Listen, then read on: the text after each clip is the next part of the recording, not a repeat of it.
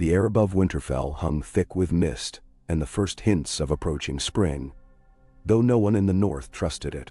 Old Nan had always said that the seasons changed not with the turning of the sun, but at the whim of gods and demons, capricious, unseen, easily offended.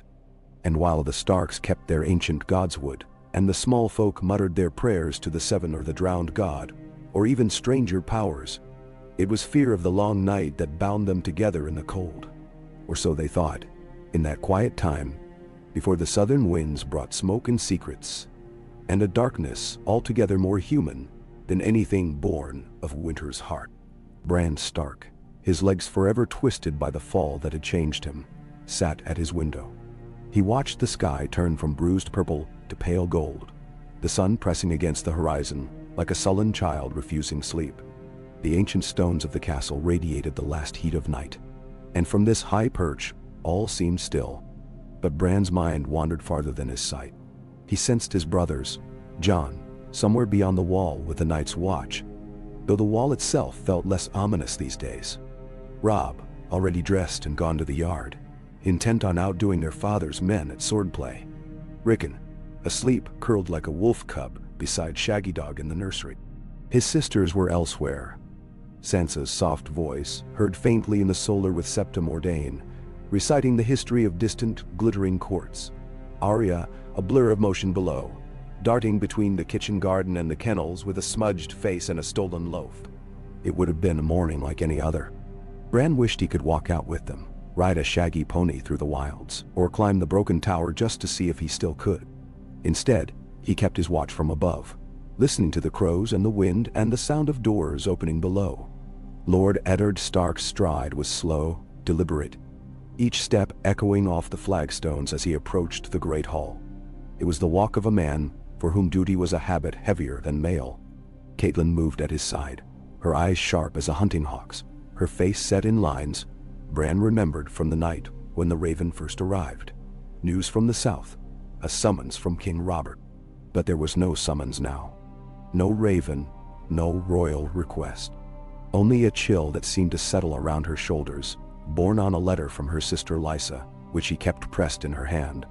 The letter had arrived 3 days past, sealed in blue wax and marked with the moon and falcon of House Arryn. Its words, twisted and broken as a splintered bone, had brought new tension to Winterfell. Lysa spoke of shadows in the south, of a conspiracy so tangled she dared trust only her own kin. She begged Catelyn to come at once, to bring her wits and her courage, and warned against trusting any southern lord, least of all the Lannisters. Her letter made no mention of White Walkers or Whites, or any of the cold terrors that haunted the old stories. Only men, treachery, and secrets. It was Catelyn who had pressed Ned to consider the warning. It was Ned who had listened, as he always did, in silence and gravity, and told her he would speak to Maester Luwin, and that they must take care not to act rashly. And it was Bran, listening from behind a door, who heard the tremor in his mother's voice when she said the words, "The real enemy is not in the north, Ned. It never was. The danger is south, always south." By midday, the household was gathered in the yard. Old Luwin's chain rattled as he read aloud the letter's contents for the benefit of trusted retainers. Sir Roderick Castle, stooped and graying but vigilant as ever. Hallis Mullen, all grim face and bushy beard. Jory Castle, Ned's loyal captain of guards. Even Maester Vayan Poole, who seldom left the counting room. Catelyn's voice was low, but insistent. "We must consider what Lysa says. She would not write thus if she were not afraid for her life and her son's." Sir Roderick frowned, his fingers twitching toward the sword hilt at his side. "The Lannisters have their claws in King's Landing, my lady, that much is plain. But Lysa is given to fancies. The grief of losing Lord Arryn has unsettled her mind." Catelyn shook her head. "I know my sister. She is frightened, not mad. And she says Jon Arryn was murdered. Poisoned, the king's own hand." Ned said nothing.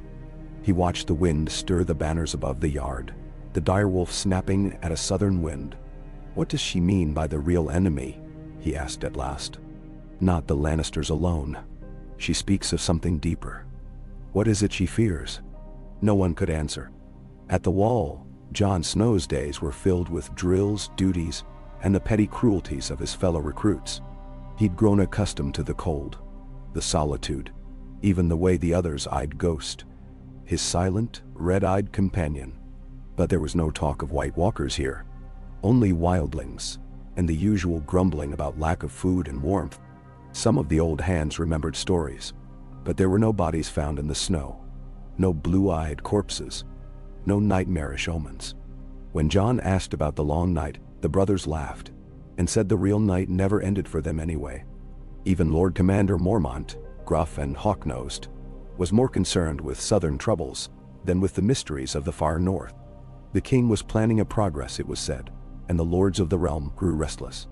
Gold cloaks in King's Landing, whispers of plots, men murdered in their beds. The only monsters I worry about are the ones with crowns, the old bear said, pouring a measure of rough spirit into his mug. Keep your eyes open, Jon Snow. And don't let tales of dead men walking turn your wits. Lenin. Jon wrote to Robb when he could, short letters full of mundane details, drills, punishments, the cold. He mentioned, in a single line, that there had been no sign of the walkers old Nan feared. But there is something else in the air. The birds fly wrong, and the men mutter. I think something's coming, Robb. Just not from the north. In King's Landing, the city glittered as always in the pale morning, but the gold was thin and pitted, and shadows crept long in the streets. Varys, the master of whispers, moved like a ghost through the red keep, his hands folded in his sleeves.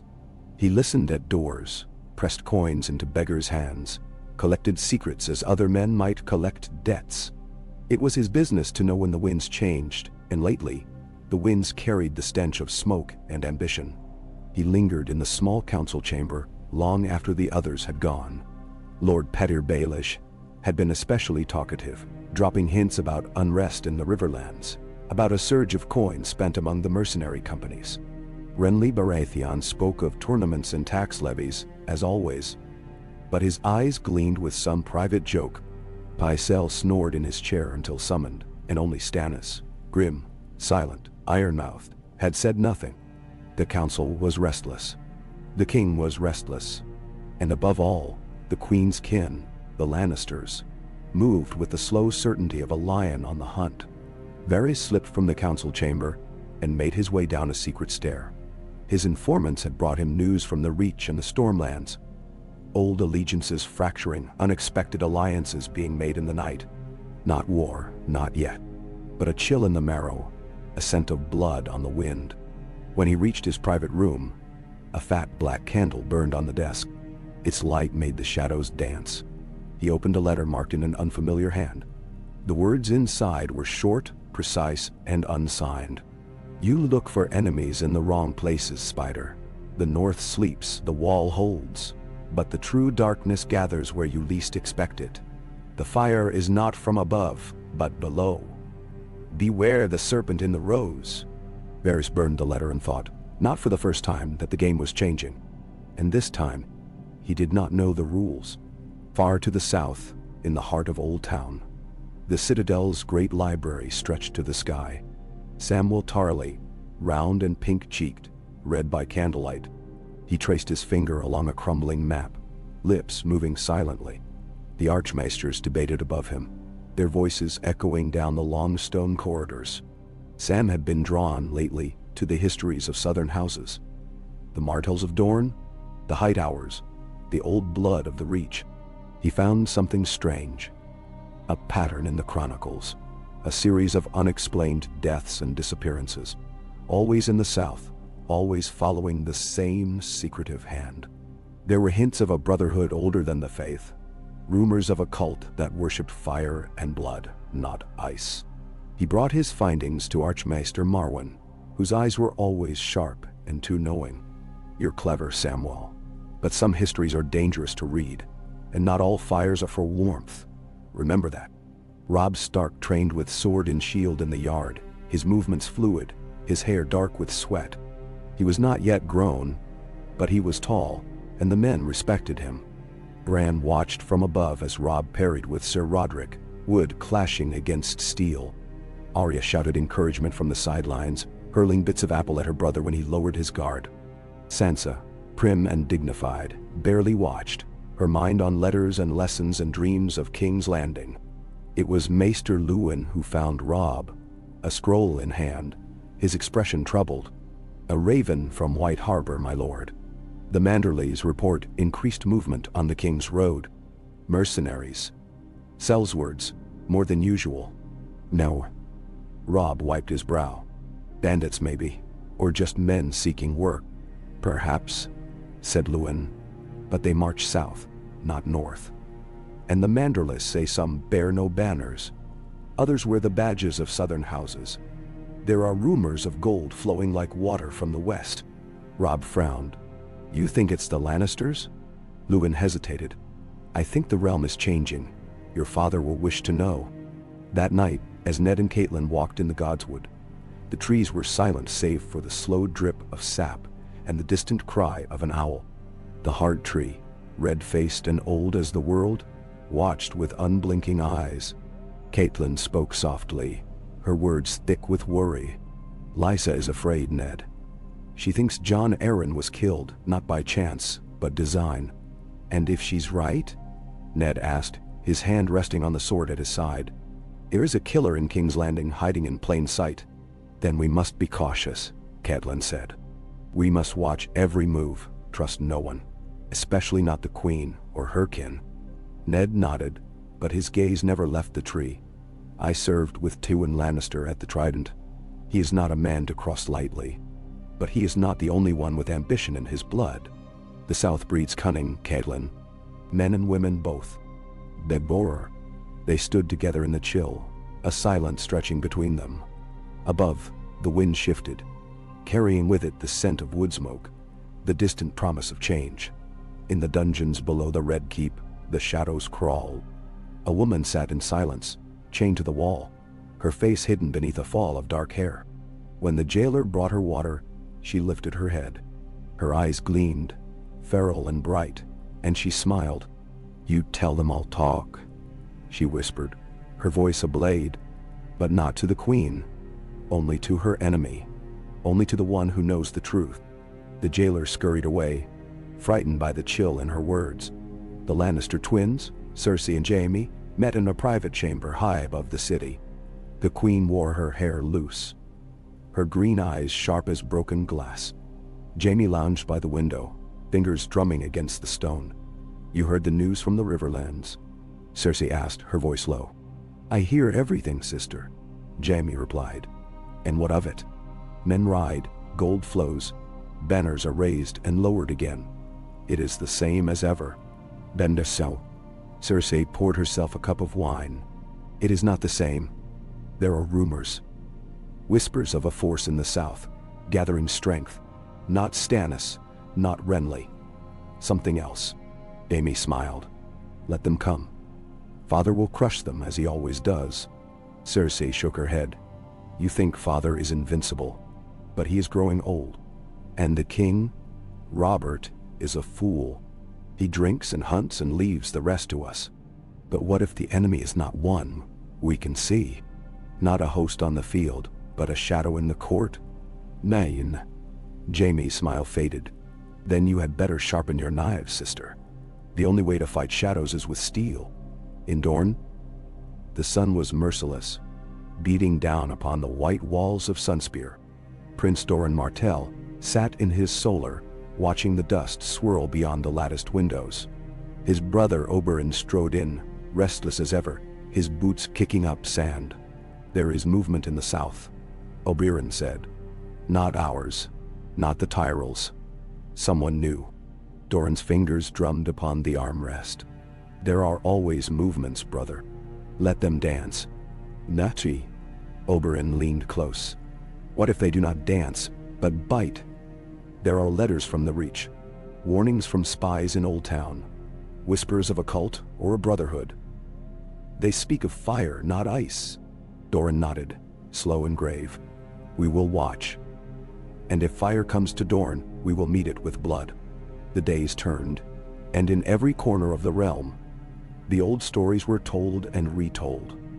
but none quite as they once were. No one in the north spoke of walkers, or whites, or the ancient cold. Instead, men looked south, toward the heart of the kingdom, and wondered who or what lay in wait behind the golden banners, the roses and stags and lions, the masks of honor and the veils of tradition. And beneath it all, in the oldest corners of the world, something stirred, not in the snow or the dead places, but in the cities and castles, in hearts hardened by ambition and blood. The real enemy, patient and unseen, was already moving, and as the spring sun touched the land, it promised a summer of fire and shadow. On a night when the moon hung heavy and yellow over Winterfell, Bran dreamed. He saw the crypts dark and endless, and a whispering voice that was not his own. It said, "You look north for death, but the death that comes wears no crown and no flesh. It walks in light and no wall will stop it." He woke shivering, not from cold, but from the knowledge that the world was changing. The north would not save them. The wall would not hold them. And when the enemy came, it would not be with ice, but with fire, and the sound of broken trust. "Yeah, now I can." Arya Stark ran through the dim hallways, her breath sharp and sweet with stolen honey cakes. Her feet pattered silent as cats over the rushes, and even the hounds in the kennels barely stirred as she slid past. The warmth of the kitchen faded behind her, replaced by the cool gloom and the scent of stone and dust. Arya listened for voices, Septa Mordane's admonishments, Sansa's soft laughter, the deeper timbre of her father's commands, but the castle seemed to slumber. In the depths of her heart, Arya felt the world tilting, as if some unseen hand were turning over the soil, unearthing things best left buried. In her secret place beneath the old stables, Arya crouched with her back to the wall, the honeycake half-eaten crumbs dusting her tunic. She let her mind wander, south to King's Landing, to stories of bright knights and cruel queens, and to the rumors she'd overheard. Talk of poison and plots, of the real enemy hidden in silk and shadow, not in the snows beyond the wall. Arya did not understand everything, but she understood enough to know that a lie was wound like ivy through the heart of the realm, and that brave men would soon have to cut it free. A shudder passed through her then, a prickling in her scalp. She pictured herself in King's Landing, unseen and silent, sword in hand. But it was only a dream, only a hope. She wiped her mouth, swallowed the last of the cake, and ran back toward the light. In the great hall, Ned Stark sat brooding over parchment. The words seemed to blur before him, Lysa's desperate scrawl overlaying his thoughts like a half-forgotten song. He remembered Jon Arryn's funeral, the pallor of the old man's skin, the haunted look in Lysa's eyes as she clutched her son to her breast. Jon Arryn had taught Ned almost everything he knew about justice, about the cost of honor. If Lysa's fears were true, if her husband had been murdered by those who shared his hearth and counsel, then the very stones of the Red Keep were treacherous. Maester Luwin entered quietly, bearing a fresh dispatch from King's Landing. Ned tore the seal with careful fingers, reading the lines twice over before handing the parchment to his wife. Catelyn's mouth set in a thin line. "They want you at court," she murmured, voice brittle. "Robert will come soon, and he'll want you to ride south with him." Ned nodded, the weight of it settling upon his shoulders. "I swore to serve the realm. If there is darkness in King's Landing, I must find it. For Jon Arryn, for Robert, for us." Catelyn placed her hand over his. "Be careful, Ned. The South is not our home. Its shadows are not like ours." Outside, the yard bustled. Robb drilled with Sir Roderick, sweat and pride on his brow. Rickon toddled beside the kennels, watched over by old Nan and a pair of sullen guards. Sansa wove garlands for the Septi. Arya, already forgotten, slipped through the gates and into the wild. Ned gazed at his children, the blood of Stark and Tully, and wondered how many would see another northern winter. The South, he thought, breeds wolves with golden pelts and hidden fangs. The road south stretched long and winding. When the king's party arrived in a cavalcade of banners, laughter, and blaring trumpets, Winterfell bowed before them, as tradition demanded. Robert Baratheon looked every inch the king, though fatter and slower than when Ned had last seen him. His eyes gleamed with old affection and deeper worry.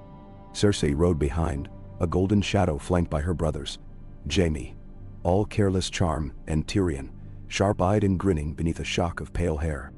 Behind them trailed a host of lords and ladies, servants, squires and guards, so numerous the feast hall could scarcely contain them.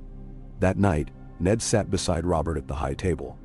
The king drank deeply, laughter booming. But Ned saw the lines in his face, the twitch at his jaw when Cersei leaned near. The hall spun with music and wine, but beneath the revelry ran a current of fear, sharp and electric. "You heard about Jon Arryn?" Robert asked, voice low, his mouth hidden by the rim of his cup. "Lysa says it was poison." "Gods, Ned, poison. In my own red keep." Ned nodded. "She sent word to us. She fears for her son. For you." Robert's fist clenched, hard and white. "She's not the only one. There's a rot in King's Landing, Ned. A sickness. And not just Lannisters. There are men I trusted who look at me as if they wait for me to fall. And I know." "Who?" Ned pressed. Robert shook his head, lost in thought. "I don't know. It's a feeling, like a sword at my back. I need you, Ned. Come south with me. Be my hand." The words hung between them, heavy as winter snow. Ned looked at Catelyn, at his children, at the north he would leave behind. He nodded, not from desire, but from duty. As the feast waned, the Queen's eyes lingered on Ned. Cersei's gaze was as cold as any White Walker's legend, and when she smiled, it was with the promise of war. Sansa sat in her chambers, fingers deft over the needle. She listened to Septa Mordane's lessons, to her mother's warnings, to the dreams that haunted her sleep. A city of marble and gold. A prince's kiss, a knife in the dark. Sansa longed for court, for the beauty and pageantry of King's Landing, for a place where stories came true and villains were vanquished. But a letter from her aunt, hidden in the folds of Catelyn's cloak, had unsettled her. It spoke not of love, but of fear. Of enemies who wore the faces of friends. When Arya burst into her chamber, hair wild, cheeks flushed, Sansa barely looked up. "You're supposed to be at lessons." Arya threw herself on the bed, scattering pins. "I was. Then I wasn't. It's boring, Sansa. All of it. I want to see the king's men." Sansa sniffed. "You'd rather be dirty than meet a real prince." Arya rolled her eyes, then lowered her voice. "You hear the stories, don't you? About the South? About the Queen?" Sansa's needle paused. "Only what everyone says. That the Queen is beautiful, and the court is full of songs." "Nah." Arya grinned, feral. "And knives. Don't forget the knives, Sansa." Sansa frowned, pricked her finger, and sucked at the bead of blood. Before dawn, Catelyn walked the battlements, the cold seeping into her bones. She remembered Lysa as a child. Brave. Loyal. A heart too easily broken. The letter weighed heavy in her cloak. Each word was a summons to war, but not the kind fought with swords and banners. This war was in secrets and whispers, and Catelyn feared the world was changing faster than her family could follow. Maester Luwin joined her, his breath puffing in the chill. "You should rest, my lady." Catelyn shook her head. "I cannot. Not with Ned riding south, not with Lysa's warnings." "The king's court is a nest of vipers," Luwin said. "But your lord husband is cautious. He will not trust lightly." "It's not only the Lannisters," Catelyn whispered, staring at the horizon. "There is something else. Something older. Southrons think the north is the wild, but the real wildness is in them, behind their smiles. I feel it, Maester, like a storm building out at sea." Luwin placed a hand over hers. "You are not alone in your fears, but be wary of seeing too many enemies, my lady. Some men grow so vigilant, they forget their friends." Catelyn nodded, but in her heart she wondered if any friends remained. In a land where love was measured in coin and loyalty, in blood. The king's departure was a whirlwind. Sansa pressed close to the queen's retinue, eager for approval, while Arya sulked, refusing to wear her best dress. Robb rode with his father as far as the last river. the two silent save for the steady rhythm of who.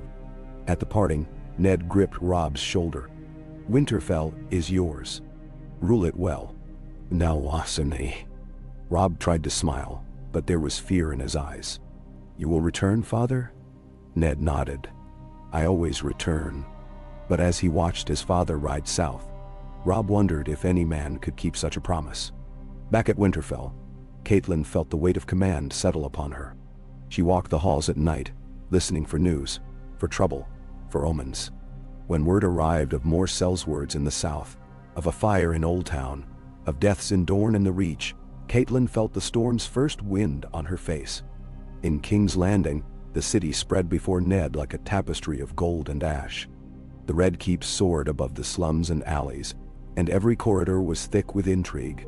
Robert drank, hunted, and raged, but the king's small council was divided. Littlefinger smiled at Ned, eyes sly. Promises wrapped in riddles. Varys flitted, silent, bearing news of plots. Pycelle muttered of old glories and fresh deaths. Always poison. Cersei watched Ned with a cat's patience, her courtiers whispering in velvet and shadow. At night, Ned wandered the gardens. He missed the snow, the honest cold, the northern air. In King's Landing, nothing was honest. The words spoken over wine and roast fowl meant less than the glances exchanged behind silken fans. It was in these gardens that Ned first noticed the black lilies, a flower not native to the south, growing in a patch of deep shade. He bent to study them, and a voice behind him murmured, "They bloom only where blood has been spilled. Some say they drink the pain of the earth." He turned to see a woman cloaked in blue, her eyes bright with knowledge and sorrow. "You rode out of the court," Ned said. "No," she replied, "but I see more than the court ever will.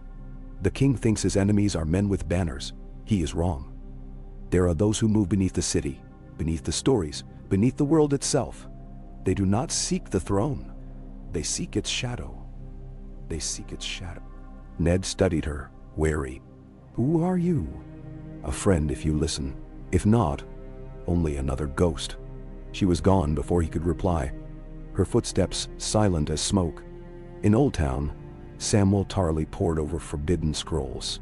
He read of the fire rites, of secret societies that believed the world would end not in darkness, but in flame. Their symbol, a serpent devouring its tail, ringed by tongues of fire. Sam's fingers trembled as he traced the lines. Archmaster Marwyn caught him at the work. "You see it, don't you, Sam? The pattern, the deaths, the disappearances, the rise of fire in the south, where once it was icemen feared." Sam nodded, throat tight. "What does it mean?" Marwyn smiled, grim. "It means the stories we tell are only half the truth. And the truth we fear is waking." Varys walked the secret passages of the Red Keep, his mind a hive of rumors and secrets. The note he had burned returned to him in dreams, its words shifting and slippery. "The enemy is not above, but below. Beware the serpent in the rose." In the cells below, the woman in chains waited. Each night, a different jailer came, but she never spoke. Only when the hour was deepest, when the city's heart beat slow and faint, did she sing. The words were not of gods or glory, but of fire in the earth, and a shadow that stretched from Old Town to the black water. Varys watched her, unseen. She turned her head and smiled. "Even spiders are afraid of fire," she whispered, as if to him. Back in the north, the snow began to melt. Robb patrolled the yards, watched over his brothers and the bannermen. Bran dreamed restless dreams, of crypts and crows, of a great fire burning through the darkness. Catelyn received a letter from her sister. "Do not trust anyone, not even those closest. The fire is coming."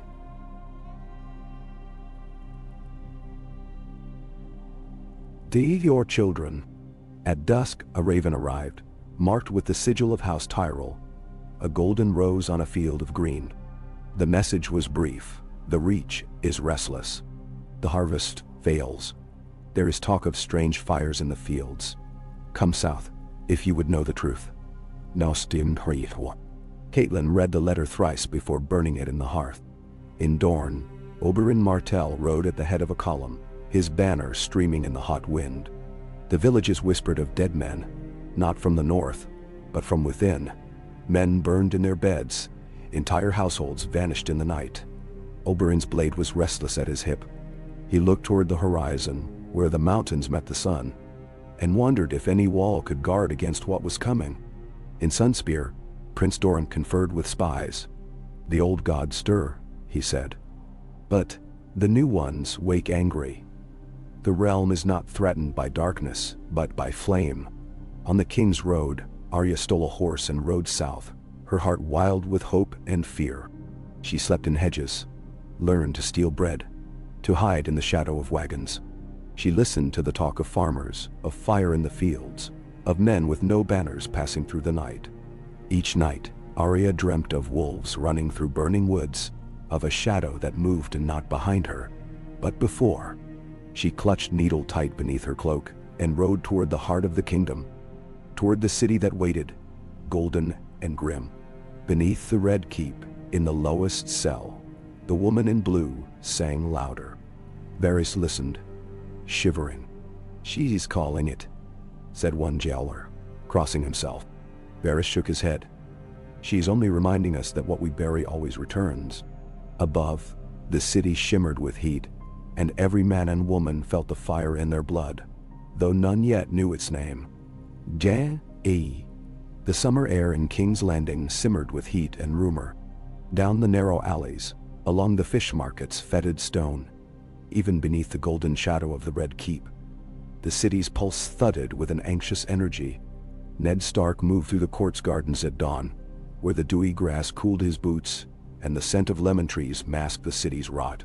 Every day, he discovered more of the tangled webs that held the capital together. Coin and threat, desire and dread, as far from northern honor as shadow is from sun. He met Petyr Baelish beneath a marble arch, the sun catching the sly curve of Littlefinger's mouth. Petyr's voice was smooth as butter, his eyes sharper than new-forged steel. "You do well not to trust anyone here, Lord Stark, not even those you call friend. A hand can be severed as swiftly as a head, and the realm has no shortage of men who would wield the blade." Ned stared at the small man, his silence an answer. Petyr only smiled, tipping his head, then slipped away with a rustle of velvet. Ned watched him vanish, mind running back to Lysa's warning, to Robert's confessions over sour wine, to the garden's unnatural black lilies. A moment later, Sansa appeared in the shade, blue silks fluttering, eyes bright with the court's new wonders and secret pains. "Father," she breathed, curtsying as if someone might be watching. "The Queen has asked for me again. She wishes me to walk with her and Princess Myrcella." Sansa's hope quivered in every word, so eager for approval, for the life of storybooks. Ned touched her shoulder. "Be wary, little bird. The court is not the same as home." He watched her walk away with her septa, heart tightening. For a moment, he imagined a wolf pup ringed by foxes, and his hand closed around a ghost of a sword. Later in the tower, Cersei Lannister received Sansa with a mother's smile, all honey and venom. Myrcella pressed close, shy and sweet, her voice barely above a whisper. But behind the girlish laughter, Sansa felt the cold weight of the Queen's scrutiny, the way those emerald eyes flicked from her hair to her hands, to the way she held herself in the ornate southern gown. The Queen's touch was gentle as she straightened Sansa's sleeve, but beneath her rings, Sansa sensed the tension, like a cat before a kill. "My son is so taken with you, my Lady Stark." Cersei cooed. "You must tell me all about the North, about the snows and the wild wolves. Do you ever miss it in this heat?" Sansa blushed, unsure. "Sometimes, Your Grace. It is different here." Cersei's smile widened, her gaze lingering. "Yes, everything is different in the South. We are not so easily chilled as you Starks." Her fingers squeezed Sansa's wrist, firm bond. "You must learn quickly, dear girl, or you will freeze, even in the summer sun." "Net tea." Sansa stammered her thanks, bowing away, Myrcella's little hand slipping into hers. As they left, Cersei watched, her face unreadable, then turned to a shadow near the window. Jaime stepped out, arms folded. golden head tipped in amusement. "You scare the poor child," he murmured. "She needs to learn," Cersei replied, "or she will die here." Arya crouched beneath a merchant's cart at the edge of Flea Bottom, hands sticky with pilfered plums. The city felt like a beast, crowded and wild, filled with voices and scents unlike anything in Winterfell. She'd cut her hair short and dressed in rags, moving through the throng like a shadow. Sometimes, in the deepest night, she missed her mother's arms, the deep, safe dark of her old room. More often, she dreamt of wolves, fire, and the woman in blue who sang in a language Arya almost remembered. The city was full of talk. Farmers whispered of missing children. Old women told of fires that burned with no smoke. Men in brothels gambled on which lord would die next. A cruel-eyed priest stood on a barrel, preaching of serpents and judgment, of a fire that would sweep away the high and the low alike. Arya watched him, hidden, as the crowd listened, and then scattered, uneasy. At dusk, she crept to the Red Keep, hiding behind a pile of barrels until she saw a woman in blue, led through the yard in chains. The woman's eyes were bright, wild, fixed on something far beyond the city's walls. Arya's heart thudded. She did not know why, but she pressed closer, straining to hear the woman's song, a melody both strange and heartbreakingly familiar. Later that night, Arya watched a group of men in gold cloaks carry a small, heavy box out a side gate, torches burning low. She followed at a distance, curiosity burning in her gut. The men dumped the box by the river, muttered a prayer, and walked away. Arya waited, then crept closer, finding only a charred length of wood inside, marked with the sigil of House Hightower, a tower, ringed by flames. She stared at the river, heart pounding, and wondered what secret was burning in the south. Far from King's Landing in Old Town, the bells of the Starry Sept rang out at dawn, their song echoing over the city's rooftops and into the halls of the citadel. Samwell Tarly found himself summoned by Archmaester Marwyn before the sun was fully risen, eyes gritty with sleeplessness, hands trembling with excitement and dread. Marwyn's study was cluttered with scrolls, jars of blackened powder, strange candles that burned with green fire. Marwyn handed Sam a sealed letter. "From Dorne," he said. "Their prince writes to say that the flames in their villages do not behave as fire should. They burn but leave no ash, and the dead are marked by no wound save a single black lily at the heart." "No, Sam." Sam stared at the letter, then at Marwyn. "What does it mean?" Marwyn's lips curled in a grim smile. "It means the enemy we feared in stories, Whites, White Walkers, was but a shadow cast by a deeper fire. Something older is waking, Sam. Something that moves from heart to heart, city to city, hiding in plain sight. You must learn, and quickly. Find every tale of the Black Lilies. Find what was written before the Targaryens came, before the Andals, before the first men. The truth is hidden in fire and shadow both." "Dear." Sam nodded, hands shaking, and set to his work with a terror that tasted like hope.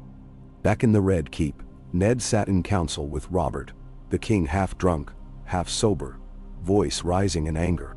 "Gold flows like water in the Reach and Dorne, but my coffers are empty, and the city's mood grows foul. Last night a merchant's house burned to the ground. No sign of the fire's start, no bodies left. Only ash and a single black lily. What curse is this, Ned? What enemy?"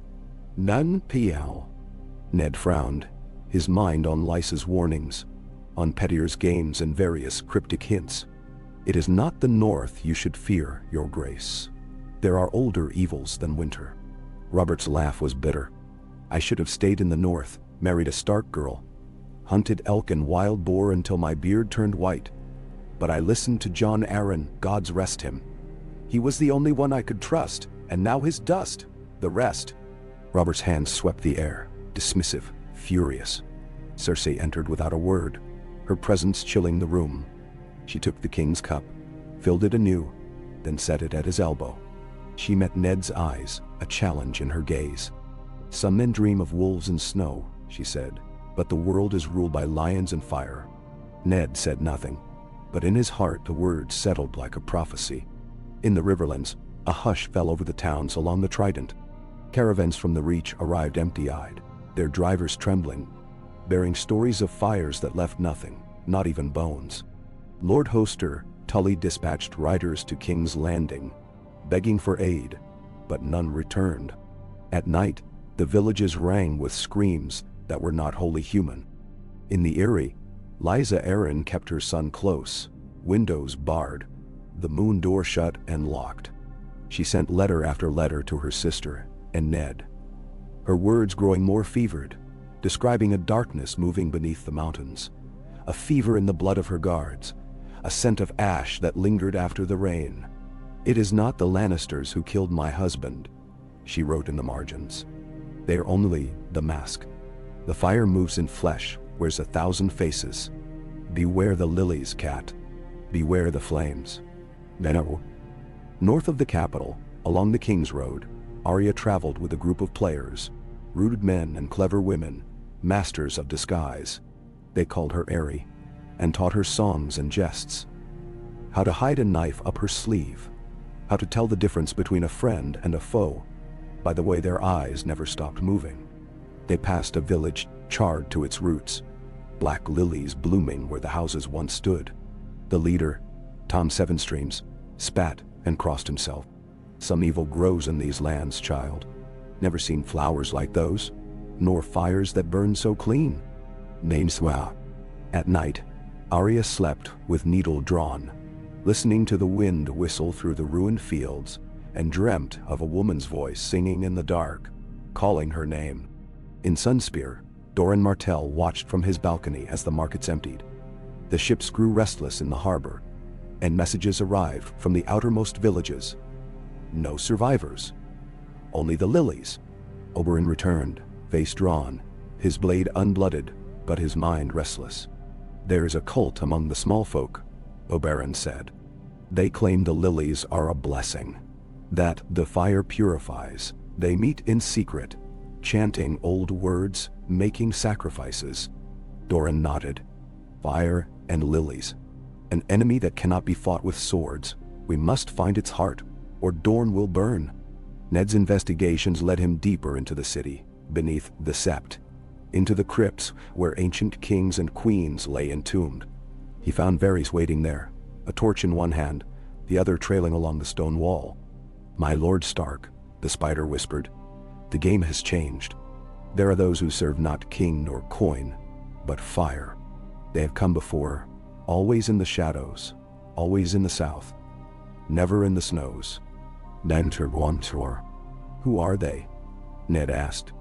Varys paused, torchlight flickering in his eyes. "Once, they were priests. Then they were lords. Now they are everywhere and nowhere. They burn what they cannot rule. They leave lilies, so the world remembers the price." "And the queen?" Ned pressed. Varys shook his head. "She does not know, but she is clever enough to sense a rival. Watch her closely, my lord, and trust only those whose hearts you know." And as summer reached its zenith, the capital seemed to simmer, the very stones hot beneath bare feet. Night after night, fires burned in the poorer districts, but the city guards found nothing. No trace of who or what set them. The only constant, black lilies, scattered in the ash. Robb Stark, in Winterfell, read his father's letters with growing unease. The north was quiet, but in his dreams he saw rivers of flame pouring through mountain passes, and a serpent coiling beneath the ground, breathing smoke. Rickon woke screaming, again and again, always with the same words. "The fire is coming. The wolves must run." Catelyn held him close, listening to the wind, and sent another raven south. Sansa, swept along in the tide of court life, learned the court's sharpest lesson. Every kindness hid a calculation, every jest a veiled threat. Joffrey smiled and courted her in public, then whispered cruel things in private. But always she remembered her father's words, and the shadow in the queen's eyes. One morning, Myrcella confided in her, tears shining. "There's something wrong in the palace, Sansa. Servants are disappearing. I hear them crying at night. Mother says it's nothing, but I see her praying by the fire. Always by the fire." Say. Sansa comforted her, heart thumping with dread. She watched the queen's ladies, saw their secret looks, the bruises on their wrists, the way they flinched at sudden flames. One evening, Sansa saw a servant girl slip a black lily onto Cersei's pillow.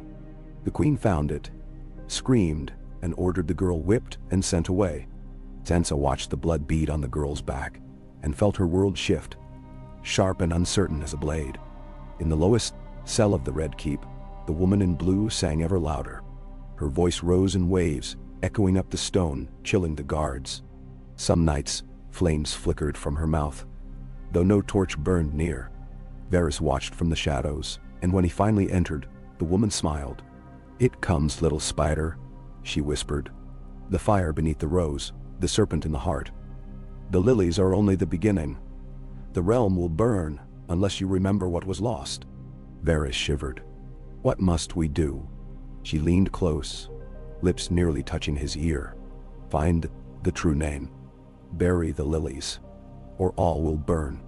Now, he left her there, the song rising behind him, and prayed to gods old and new that the north would bring winter soon. But the real enemy, patient and unseen, was already at the heart of the realm, blooming in darkness, waiting for the world to wake and see the fire hidden within the rose.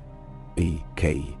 In the pale hush before dawn, Ned Stark stood at the Tower of the Hand, the city's golden haze blurring the horizon. Every day brought a new disaster. A baker's shop burned to cinders in the Blackwater rush. A merchant lord's corpse found twisted among the lilies. Word from the reach of whole hamlets gone overnight. Black petals drifting like soot. Ned felt as if he walked through a waking dream. The rules shifting beneath his feet, each truth a coin flipped and caught by another's hand. He kept his counsel close, trusting only in the steadiness of his own heart and the memory of home. But even in that, he felt uncertainty rising like water. He summoned Maester Pycelle to his chambers, demanding every record of southern cults, fire worship, any mention of lilies in the histories of Westeros. Pycelle shuffled, his heavy chain clinking, and produced dusty tomes that stank of forgotten secrets. They read of the fire rites, purged long ago by both Targaryens and Faith, of the Ashen Rose, an order older still, driven to the wild hills of the Stormlands in a time when men worshipped trees that bled, sapped the color of rubies. Pycelle tutted and scoffed at peasant superstitions. But Ned saw the shadow in the old man's eye and knew he remembered more than he said. Ned sat alone after, candle burning low, turning the words over and over. Fire, rose, serpent, lilies. The real enemy is not in the north, Ned. He read Catelyn's latest Raven, its ink smudged by rain, and thought of her alone in Winterfell, of the children, of the fire in Rickon's dreams. It seemed all the world was waiting for something to break. Outside, the city was restless. Cell's words gathered in the alleys. Hawkers whispered of miracles and doom. Priests of the Seven held processions, warning of fire's judgment.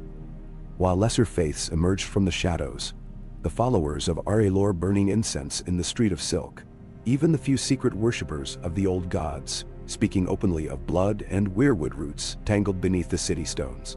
Sansa watched from a high window as a crowd gathered by the gate of the gods, chanting, "The lilies will save us." Their faces were fevered, wild, and Sansa, for the first time, understood that a mob was a kind of monster. At the small council, Robert's patience was at its end. He paced, red-faced and swollen, cursing the fires, the lilies, the endless debts. If the north has a white or a wolf, at least a man can swing a sword at it, he raged. But what am I meant to do, Ned? Hunt flowers? Battle a whisper in the dark? Littlefinger suggested doubling the city watch and hiring foreign alchemists. Pycelle recommended a day of fasting and prayer. Renly Baratheon made jokes, but his eyes were hard, as if searching for a threat behind every jest. Cersei said little, though she fingered the hilt of a hidden blade and watched the council as if calculating who to save should the flames reach the Red Keep. Varys alone met Ned's gaze, his lips a thin line. "The city is a tinderbox, my lords. We would do well to discover who holds the match before it's too late." That night, Ned received an unsigned note pressed into his hand by a stable boy. Under the dragon's gate at midnight, it read, "If you would know the truth of the lilies." Arya's world was a map of corners and secrets. She'd become another ghost among the city's lost children. Airy, they called her, and the street girls in the soup cellar let her sleep beside the kitchen fire. She'd learned the city's rhythms, which alleys grew silent before trouble, which doors opened for silver, and which for the right lie. She heard stories from the river traders and rag pickers, of a band of pale-faced men who walked through fire, of fires that left no bones, only flowers. Arya kept close watch on the Red Keep and waited, certain her father would call for her soon, certain there would be a moment when she could slip inside and show him all she'd learned. One evening, she followed a hooded figure through the market, drawn by the pattern of his walk. Too steady for a drunk, too wary for a thief. He ducked into a ruined sept, Arya behind, quiet as a cat. Inside, the figure knelt before a cracked altar. He drew a lily from his cloak, pressed it to the stone, and whispered, "Let fire cleanse what flesh cannot." When he rose, Arya saw the mark upon his hand, a scar in the shape of a circle, a snake biting its tail, black as soot. She held her breath, a chill running up her arms. She remembered the dreams, the woman in blue, the song rising from the dark. Arya crept away, heart thundering, and told herself she'd find Gendry or one of the other street boys, someone with strong arms and a fast run. But something made her look back. The figure stood watching, head cocked, as if he'd known she was there all along. Sansa awoke from a dream of fire and roses, her sheets tangled, her breath sharp in her throat. She sat in the pre-dawn gloom, trembling, the memory of Myrcella's whispered fears fresh in her mind. Outside, the city rang with distant bells, a fire, or a riot, or both. She dressed herself with trembling hands and went to find her father, but was stopped in the corridor by a man-at-arms with the Lannister lion on his surcoat. "The hand is not to be disturbed," he told her, his voice flat. "The Queen's orders." Sansa's fear hardened into anger. She walked instead to the Godswood, where the city's one ancient weirwood grew in a lonely courtyard. She knelt beneath its blood-red leaves, recited her prayers, and tried to remember her mother's face. She felt eyes upon her, strangers, always, in this city of strangers, and wished she could turn herself to stone, like the old kings in Winterfell's crypts. A gentle cough made her look up. Varys, clad in soft slippers and lavender silk, stood beneath the tree. "Lady Sansa," he murmured. "The gods listen best to the innocent. But beware. In this place, even innocence is a kind of currency." Ned and Catelyn. Sansa shrank from him, but Varys only inclined his head and melted away like mist. Ned arrived at the Dragon's Gate with only his sword for company. The city was restless, the air thick with wood smoke and the sweet rot of burning flowers. He waited in shadow until a figure slipped from the darkness. Cloaked, gloved, hooded. The voice was female, low and roughened by years. "You seek the truth, Lord Stark," she said. "You will not like what you find." Ned stepped forward. "Tell me of the lilies, of the fires." "Michelle," she shook her head. "They are not new, not truly. Every age has its shadow, a hunger that moves in men's hearts, a faith that demands blood for light. The ashen rose were thought dead, but they only sleep.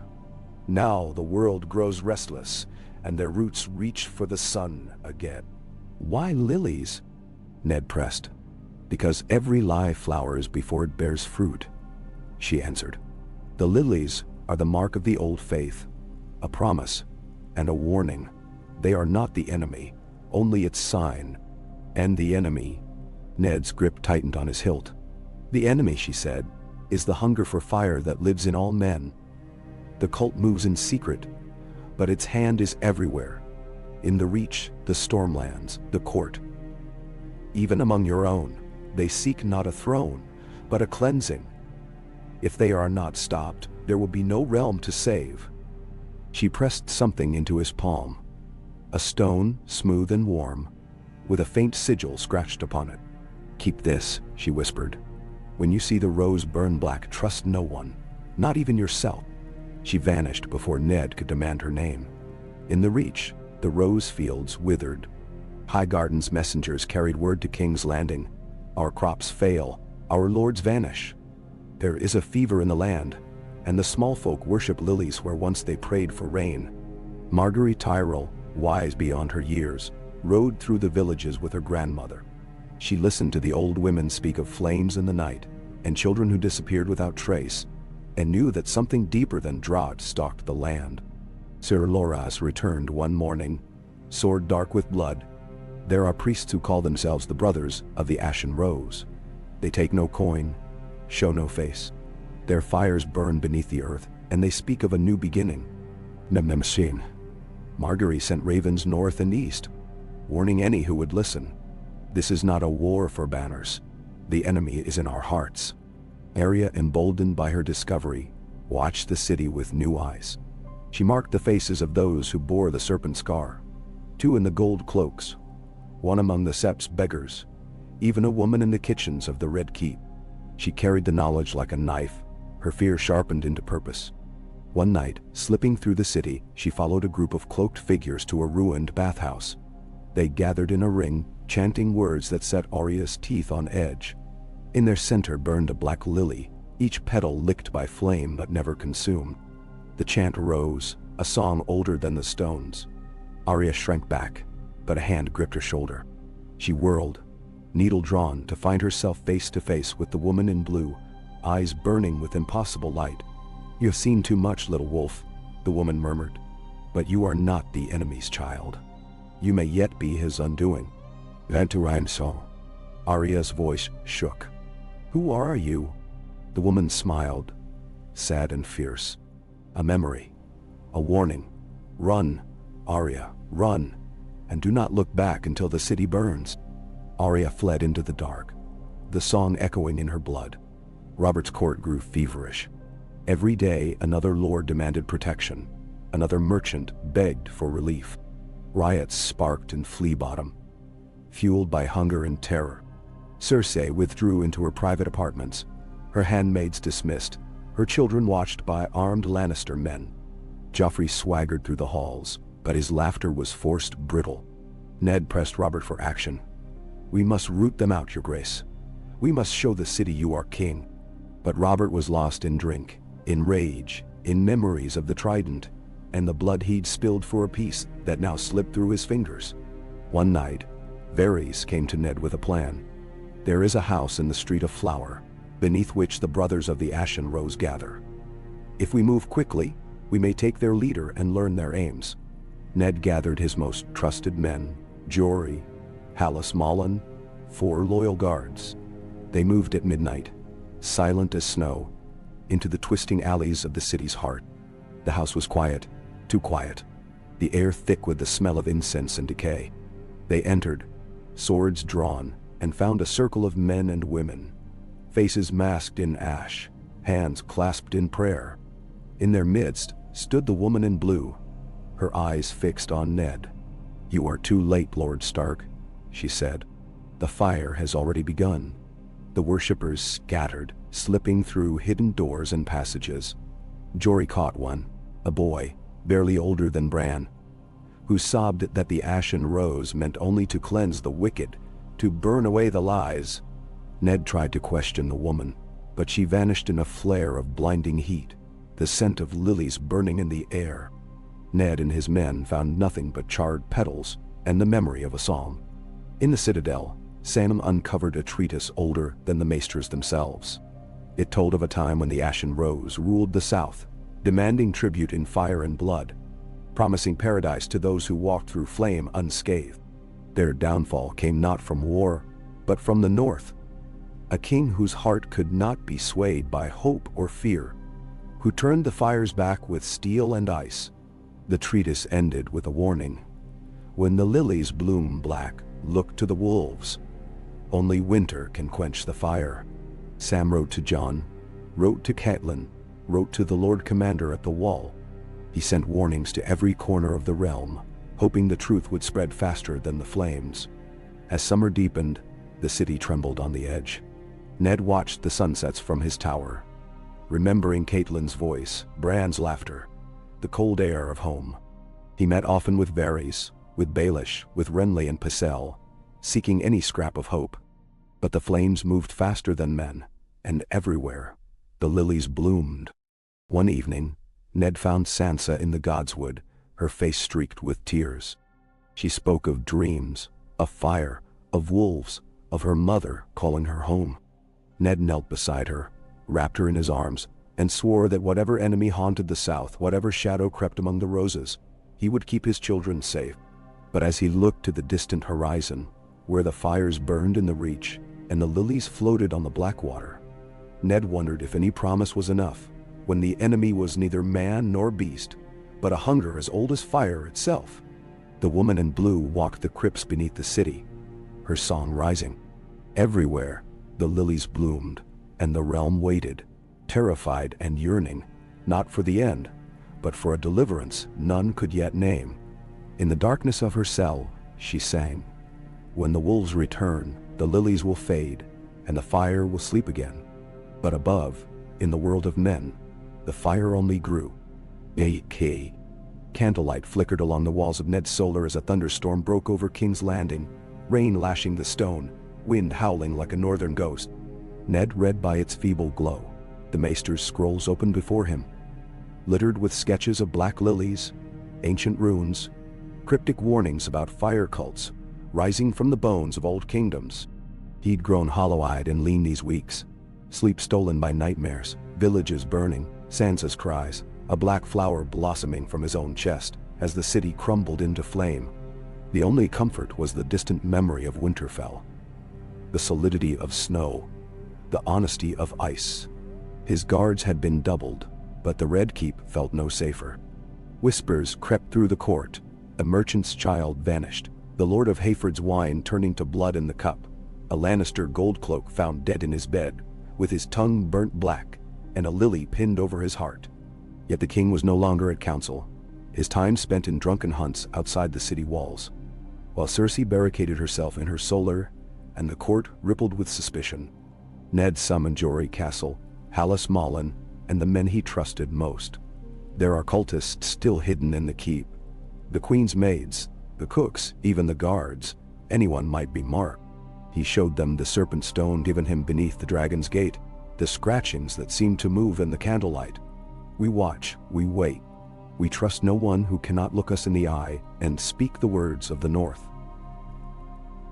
"Wall, winter is coming," Jory said quietly, and the old words hung heavy as an oath. In the cellars, Varys met Ned beneath the flickering torchlight, sweat gleaming on his brow. They move by night now. Fires in the riverlands, riots on the docks. The court is paralyzed, the Ashen Rose. Some say they intend to sacrifice, a burning that will turn the city to ashes before the king's own eyes. Ned's anger surged. "You always know more than you say. Tell me their leaders. Tell me who in this castle I must kill to stop them." "Nay." Varys shook his head, haunted. "There is no single head to cut. The Ashen Rose is a memory, a fever, a hunger older than kings. Rooted out here and it blooms elsewhere. You must endure, Lord Stark. Hold fast until winter comes, until the blood cools, and the city can be cleansed by cold." Ned ground his teeth, frustrated by shadows. "Winter is far, and the flames are at my door." Varys looked away, voice a whisper. "Or bring winter with you." Arya watched the city drown in rain from the shelter of a ruined inn. The players she'd joined had scattered, some taken by the Goldcloaks, others vanished into the river fog. She survived as a gutter rat, darting between shadows, her hair matted, needle always at her side. She'd seen men burned alive in alleyways, crowds tearing down cultists and those suspected to be, only for more lilies to appear by dawn. Every night the dreams came. Sometimes the woman in blue. Sometimes her mother's voice calling her north. Sometimes a wolf running alone through burning woods. She learned to move like a whisper, to find food where others found only poison. Sometimes she watched the Red Keep, counting the guards, listening for Sansa's laughter, plotting impossible rescues. She remembered the words the blue woman had spoken. "Run, and do not look back until the city burns." One night, as thunder cracked overhead, Arya watched from beneath the sept of Baelor as a procession of hooded figures carried torches through the rain, chanting in a language older than the walls themselves. The petals of their lilies glistened, black as ink in the storm. Arya followed, step for step, all the way to the river, where they cast a burning bier into the flood, the flames dancing atop the water like ghosts. She felt a pull then, a need to find the Blue Woman, to hear the song once more. So she followed the river south, away from the city, slipping out beneath the nose of the guards as King's Landing began to burn. Sansa slept little, beset by visions of ash and petals, of courtiers with their faces melted into masks of molten gold. The queen summoned her daily, but the old gentleness was gone, replaced by brittle commands, sharp warnings. Cersei's hair was always perfectly arranged, her face flawless, but her hands trembled as she brushed Sansa's cheek. "Your father grows reckless," she whispered. "You must beg him to be careful. Wolves do not fare well in southern fires." Sansa would kneel in the godswood at night, her prayers for her mother, an area interrupted by the distant roar of flames, the city's cries echoing across the rooftops. Once, she saw Joffrey in the courtyard, watching the smoke with a giddy smile. His eyes found hers, and he raised a black lily in salute. Fear coiled tighter in her belly. That afternoon, Myrcella came to her in tears, clutching a doll scorched at the edges. "They say my Uncle Renly is dead, burned in his own bed, and all they found was a flower. Mother prays all night now. She says there's a traitor in the castle. Someone who carries the fire. Are you a traitor, Sansa?" Sansa shook her head, heart aching. "I am a Stark," she whispered, but in her dreams, the lilies crept up from the floor and wound around her throat. In Old Town, Sam found no rest. The treatise on the Ashen Rose haunted his every waking moment. He translated the Old Valyrian, read by candlelight in the maester's forbidden library. "The rose blooms blackest at the turning of the world. Only the wolf may root it out. Only the ice may quench its fire." He copied the passages, sending ravens to Winterfell, to Castle Black, to any northern holdfast that might listen.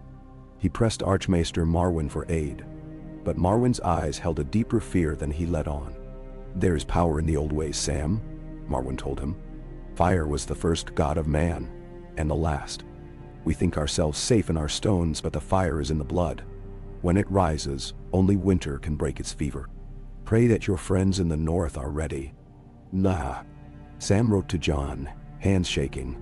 "There are stories here older than the wall. Trust no priest, no rose, no fire. Remember the lilies. The cold will save us if anything can. In Dorne, the lilies spread along the water gardens, and a fever took Prince Doran that left him half mad with dreams." Oberyn rode out, burning fields in his wake, convinced the only way to stop the contagion was with sword and sand. The small folk fled the villages for Sunspear, and the sea air grew heavy with the scent of burned petals. Messages from the Reach spoke of the same. A hunger rising, a sickness in the blood, and everywhere, the lilies. Margaery Tyrell watched her father grow thin, her grandmother sleepless. The Tyrell fields blackened, and riders sent to the Crownlands did not return. One night, an old wet nurse whispered, "You must find the wolves, my lady. They are the only ones who can save us." Margaery clung to the words as the world darkened around her. Ned prepared his family for flight. Jory and Hallis readied a boat in secret, provisions packed for Catelyn and the children. He sent a message to Sansa and Arya to wait by the godswood on the first night the moon turned red. A sign had read in one of Sam's letters, an omen the Ashen Rose feared above all. He confronted Robert one last time, finding the king in his hunting tent, wine-soaked, hair wild, a man utterly defeated. "We must leave," Ned urged. "Take your family and flee the city. This is no longer a court, but a battlefield." Robert laughed, raw and bitter. "I lost my war the day I became king, Ned. If I run now, I'll be remembered as a coward." His eyes turned glassy, and for a moment Ned saw the boy he'd once known, the young man who'd swung his hammer at the world and meant to break it. "Go, Ned. Save your family. That's all that matters now." The city exploded in chaos as the moon rose red. Bells rang, flames leapt from the docks to the hill of Rainies, lilies raining from the windows like black snow.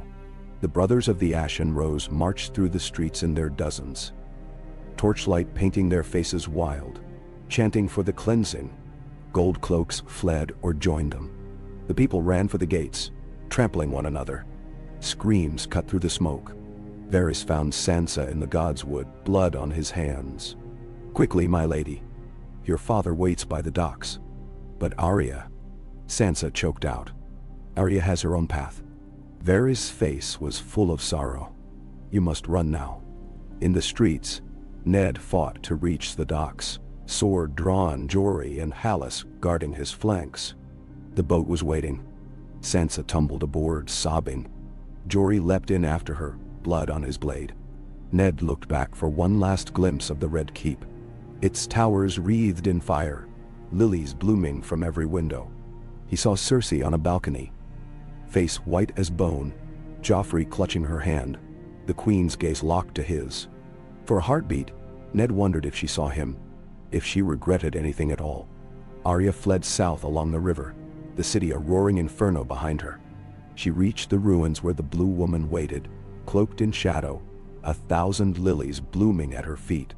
"It's begun," the woman said. "You must carry the truth north.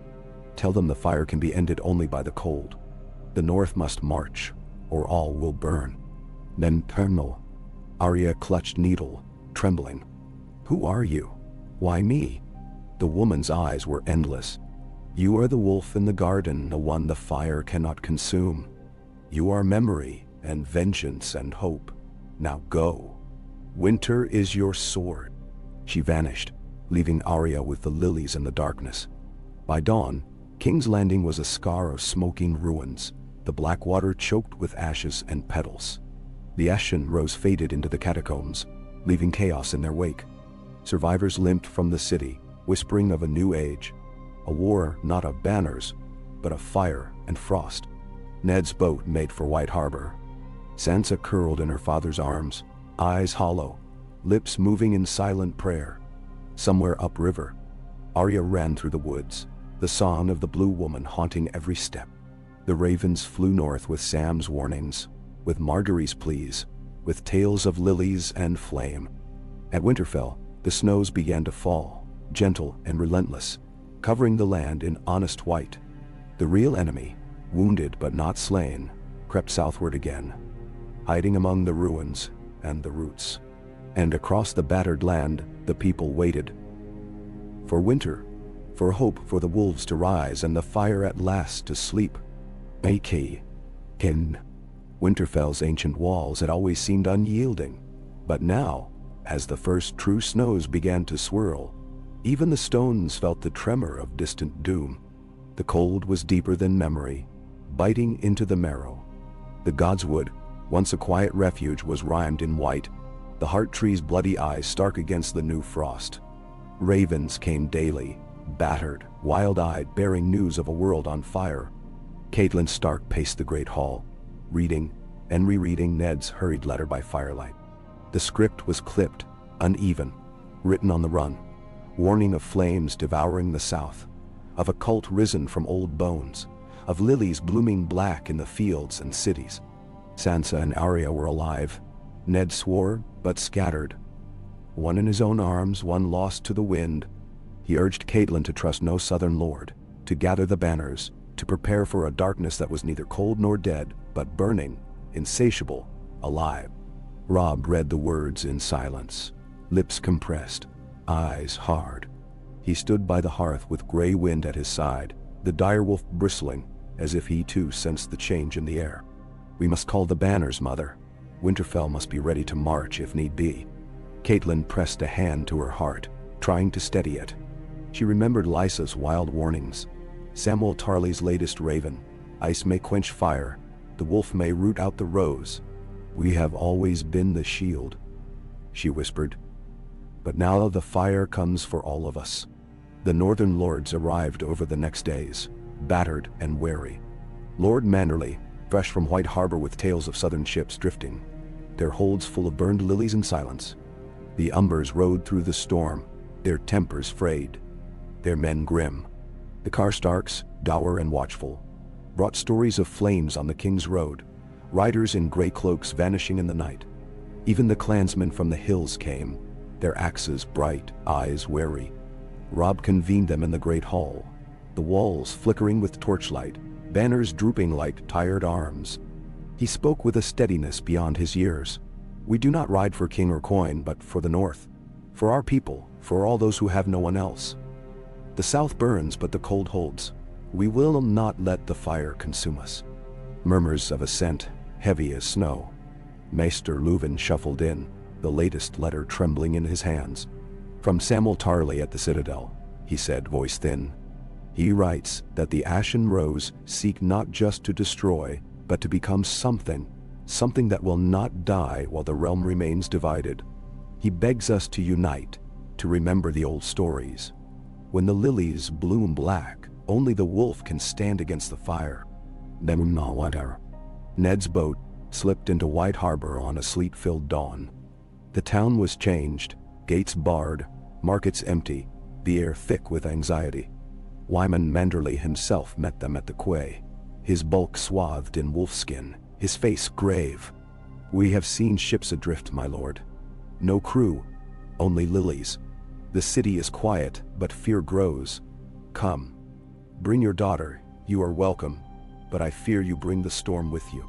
Sansa clung to her father, silent, changed. The sea crossing had stolen the last softness from her voice. She woke from dreams of fire, lips moving in prayer for Arya, for her mother, for Myrcella's innocence and Joffrey's cruelty, and all the children lost to the lilies. In the long hours of travel, Ned had watched her and wondered what he had brought home. A daughter or a survivor with a heart of stone. He sent ravens to every northern hold, to River Run, to the Vale. His letter to Catelyn was brief but fierce. "Winter is our strength. Gather all you can. Trust only those who kneel to the old gods, or to your heart. The fire is not a southern thing. It comes for all, and it wears many faces." Robb rode south to meet them. When father and son embraced, the men cheered. But there was no celebration, only relief. Gray wind sniffed Sansa's skirts, then howled at the sky, as if warning the gods themselves. Arya ran through woods and snow, haunted by the memory of lilies blooming even on frozen earth. The blue woman's words rang in her head. The wolf in the garden, memory, vengeance, hope. She traveled by night, eating what she could steal or kill, following the river north, always north, as if pulled by a cord she could not see. Bandits roamed the King's Road, desperate men with haunted eyes, some carrying lilies, some burning any field they found. In a ruined farmhouse, Arya found a family. Mother, father, 2 sons, huddled by a guttering fire. They shared bread and a story. "The fire started in the south," the woman whispered, "but now it's everywhere. We ran from the Ashen Rose, but the flames follow. Some say the north is safe, that the old magic will hold. Are you going there?" "Now." Arya nodded, but said nothing. She slept by the hearth, dreaming of wolves running through the godswood, of Winterfell's gates open to her at last.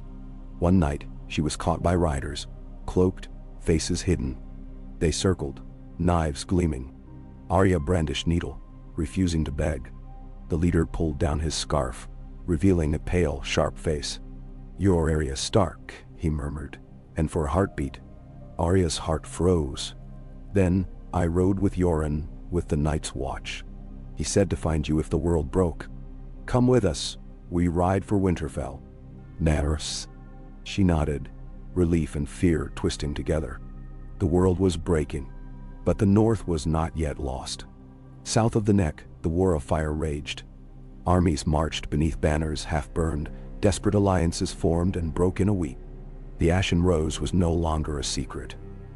Open processions now, black-robed priests chanting as towns burned. Marguerite Tyrell led survivors north through haunted woods, the Tyrell host shattered. The old queen silent, eyes gone gray. The Reach was a graveyard, flowers and ash. Samuel Tarly, fleeing the citadel as flames gutted Old Town's towers, rode with a battered band of brothers, parchment stuffed beneath his cloak. "We must reach Winterfell," he told them. "It's our only hope." The wolves, only the wolves. The old stories traveled with him, spreading through every holdfast, every campfire. The lilies bloom black, but the ice endures. The wolf remembers. Winterfell's gates opened for Ned and Robb's column as the snow thickened. Sansa wept to see the towers, to hear the caw of the old rookery, to kneel beneath the heart tree. Maester Luwin, tears in his eyes, welcomed them home. The great hall was crowded, lords, bannermen, small folk, even a few battered southerners, all seeking shelter, hope, a promise that some order still held. Catelyn held Sansa in a crushing embrace, then pressed her forehead to Ned's, the weight of all the world in her voice. "Arya. She lives," Ned said. "She is coming. The gods willing." They convened a council in the old solar, fire crackling, maps spread wide. Robb stood at his father's right hand, the lords arrayed around them. Manderly, Umber, Karstark, Glover, even old Lady Dustin. Samwell Tarly arrived 2 days later, half frozen, voice rough but determined. He laid out his scrolls, his treatises, his warnings. The Ashen Rose is no mere cult. They are an idea, a hunger that grows stronger the more the realm fractures. Only unity, only the oldest magic can hold them at bay. The stories say that when the wolves run together, the fire dies. Ned looked around the room. His children, his wife, the battered north. "We hold," he said. "We remember. And if the fire comes, we meet it not as lords or ladies, but as wolves." Namadanheski. The lords murmured assent, some in fear, some in awe. In the heart of the godswood, Sansa found herself drawn to the weirwood each morning. The face carved in its trunk seemed to shift in the winter light, its mouth deepening, the eyes bright as blood. She spoke her prayers there, words for Arya and Jon, for her dead wolf lady, for her mother's strength and her father's honor. Once, as she knelt in the hush, she heard a song, soft, distant, a woman's voice weaving through the trees. Sansa closed her eyes and let it fill her. Feeling the cold, feeling the old gods listening. On the wall above the gate, Robb watched the horizon with gray wind at his side. The woods beyond the walls were thick with snow and rumor.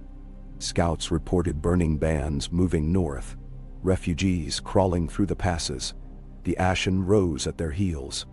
But Winterfell was ready, every able hand armed, the wells filled, the gates barred and watched. In the halls, the lords trained together, northern and southern, Tyrell beside Manderly, Glover beside a reachman too frightened to give his name. Each night, Ned led them in the old words, the promise that bound them. The North remembers. In the flickering firelight, the words became more than tradition. They became hope, defiance, a sword in the dark. Arya arrived at last, battered but unbroken, her eyes wolf-bright. The reunion was fierce and quiet, Catelyn weeping, Sansa clutching Arya's sleeve, Robb speechless, Ned laying his hand on her head with the gentlest pride. Arya said little, but at night she told Ned of the Blue Woman, of the song, of the warning. Only winter can end the fire. Sam pored over his scrolls by torchlight, piecing together legends. "There are ways," he murmured to Ned. "Blood on the heart tree, the old gods, the words of unity. If the Ashen Rose is hunger, then only the opposite, sacrifice, memory, the pack, can drive it back." Ned nodded, exhausted but resolute. "Then we will remember who we are. We will be the shield." As the fire cults pressed north, burning through the riverlands, the North waited. Word spread of the pack gathering, of magic rising at Winterfell. In the snows south of the Neck, a black-robed army halted before the icy river, their priests chanting, lilies raised high. But the cold deepened, the river froze, and the first wolves were seen, silent, huge, eyes shining in the dusk. One by one, the Ashen Rose broke and ran. In the days that followed, the North took in the broken, Southerners who had turned against the fire, who pledged their oaths to the old gods or none. No one was turned away if they would kneel and swear. The pack survives. Refugees found shelter, healing, a place at the hearth. Some spoke of seeing the Blue Woman among the trees, singing as the snows fell. The fire still smoldered in the world, but at Winterfell, it guttered in the face of ancient magic and stubborn unity. On the last night of that bitter winter, as snow fell in sheets, Ned stood beneath the heart tree with his family, the lords, and every soul who had survived. Arya led the words, her voice fierce. The North remembers.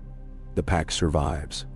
Sansa sang the song she'd learned in her dreams, and the wind carried it into the dark. Somewhere, in the south, the last lilies withered on frozen earth. The ashen rose faded, its fever broken. The enemy that had moved unseen, hungering for division, was at last turned aside, not by steel or fire, but by the memory of home, by the unity of the wolf pack, by the cold patience of winter. And so Winterfell stood, its stones unbroken, its fire banked and safe, waiting for spring and the return of light. A week of storm and silence passed over Winterfell, snow blanketing the world beyond the wall so deep it muffled every sound except the wind's endless song. The north held its breath, gathered close within the fortress, the air thick with wood smoke, fear, and the stubborn pulse of hope.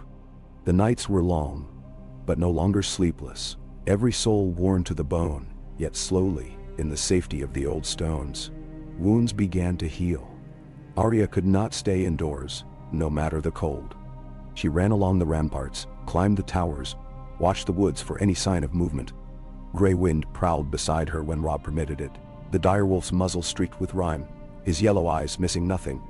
The guards on the walls came to nod at her in silent respect.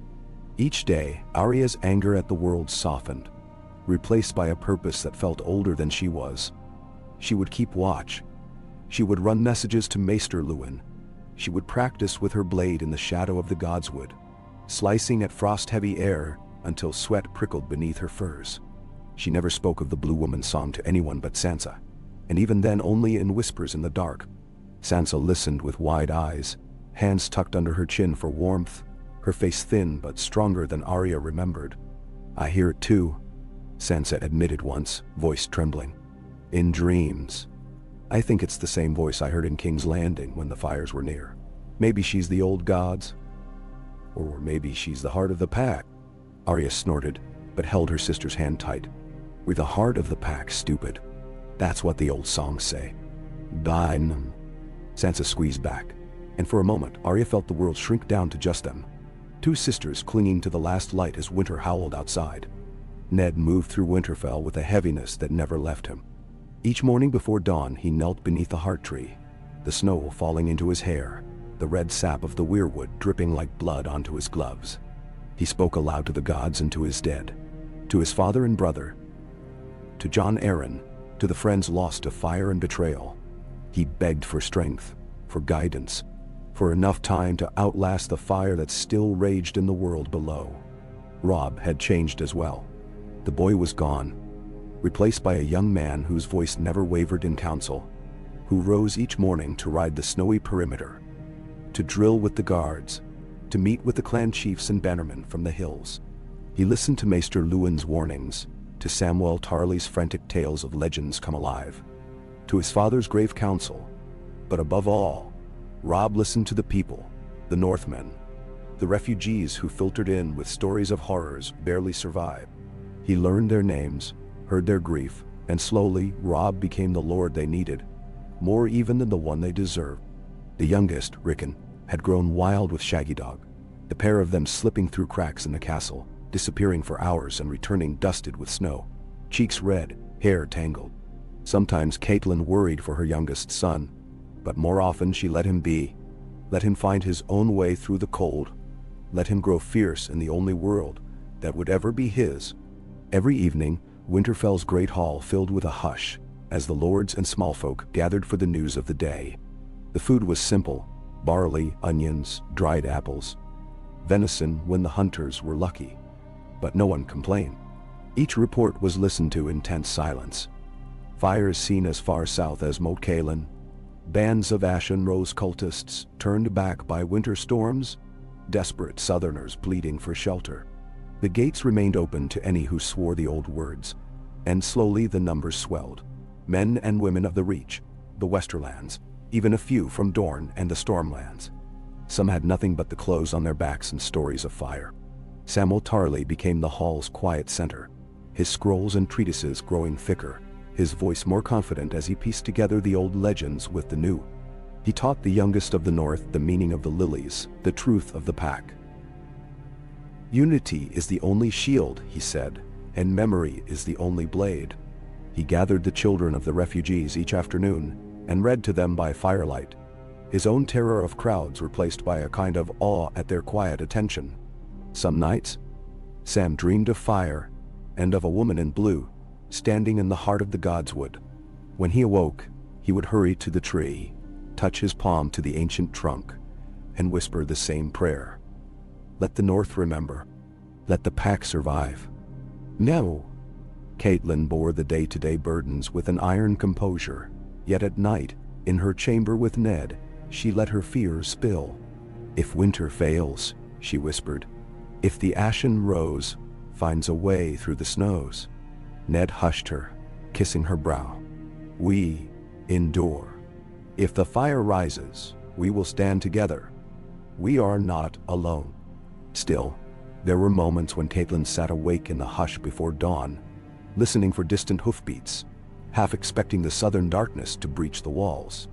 The first test came not from fire, but from men. A band of southern riders appeared on the King's Road, battered and starving, led by a gaunt knight with haunted eyes.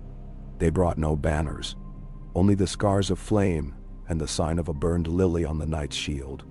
Robb met them at the gate, gray wind at his side, and listened as the knight knelt in the snow, voice cracking. "We are no longer knights. The reach is ashes, my lord. The fire takes everything, but it cannot cross the snows. Let us kneel. Let us serve, if only to be free of the fire." Robb raised him, signaling for food and blankets. "You kneel to Winterfell. You kneel to the North. You live by our laws. We ask only loyalty and the old words." The knight repeated them through chattering teeth. "The North remembers. The pack survives." The other Southerners echoed him, and the Northmen in the yard murmured approval. It was only days later, as Maester Luwin cleaned their wounds, that Arya found the knight alone in the stables, hands shaking over a small bundle. She slipped in silent as a shadow, saw him clutching a scrap of blue cloth and weeping. She did not announce herself. "You saw her, didn't you?" Arya asked quietly. He startled, blinking at the little wolf. "The woman in blue. I thought her a ghost or a vision in the smoke.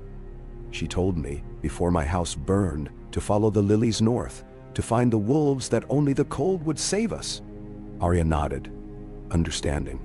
"She sings in the snow sometimes, too. You're safe now. Winterfell keeps its promises." A rhythm settled over the castle as the world outside changed. The scouts brought word that the fire slowed in the deep snows, that the ashen rose bands broke apart, fighting among themselves as supplies dwindled. The refugees grew braver, venturing out to help cut wood, hunt game, mend walls. Lady Dustin sent word that the old roads south were choked with snow and corpses, yet not a single black lily had bloomed north of the barrows. At night, Sansa sang in the great hall, old songs of the Wolf Maidens and the Snow Kings, stories she and Arya had learned from old Nan. Her voice, once trembling, gained strength each day, and when she sang of home and pack, the entire hall joined in. The lords of the North began to send their sons and daughters to the great hall each night, to hear Sam's stories and Sansa's songs, to be reminded of the pack. The Southerners took to these traditions as if they were a life raft, and soon it was impossible to tell who had come from the Reach, or the Riverlands, or the far north. They ate the same bread, slept beneath the same roof, spoke the same promise. The last flicker of the ashen rose's strength came with the spring's first thaw. Scouts found a band of cultists huddled at the edge of a frozen lake, their priestess draped in rags, lilies sewn to her cloak. They tried to light a fire, but the wood was too wet, the wind too fierce. The Northmen, led by Lord Umber, surrounded them and offered mercy if they would surrender. The priestess, gaunt and wild-eyed, whispered, "The fire never dies. Even when you bury it, it waits." Lord Umber, never one for riddles grunted. In the north, it freezes. Come, woman. You'll live if you kneel. She wept, but she knelt, her followers with her. As they crossed the lake, the last of the lilies were trampled into the slush, their petals staining the ice. As the first green shoots pushed through the snow, Winterfell felt the change. The old wounds were not forgotten, but healing came. A little more each day. Maester Luwine tended to the sick, with Sam at his side. Catelyn organized work crews to repair the roofs, dig new wells, plant new crops. Robb rode the boundaries, welcomed the new Northmen into the pack. Arya taught the youngest how to move silent, how to track a rabbit, how to hide from those who meant harm. Sansa sang and wrote new songs, ballads that remembered all the lost, and all who had been saved. On the day of the first full thaw, Ned called the people of Winterfell, old and new, north and south, lords and commoners, to the godswood. He led them in the ancient words, as the snow melted from the roots of the heart tree. We have endured, we have remembered, the fire is gone from our lands, but we keep its lesson. Only the pack survives, only the north endures. The crowd answered in one voice, and even the direwolves howled. That night, as the castle slept, Arya wandered to the godswood alone. There in the moonlight she heard the blue woman's song again. Soft, victorious, a lullaby. Arya closed her eyes, let it fill her, and knew the old gods were listening. Somewhere in the south, lilies still tried to bloom. But here, in the heart of Winterfell, only snow and green returned. And in the quiet that followed, the north remembered. The cold was not only their shield, but their hope, their sword, and the promise that, no matter the fire, spring would come again. Jaina. The sun crested low and pale over Winterfell, its light gleaming off the melted snow in dazzling patterns that danced across the muddy courtyards.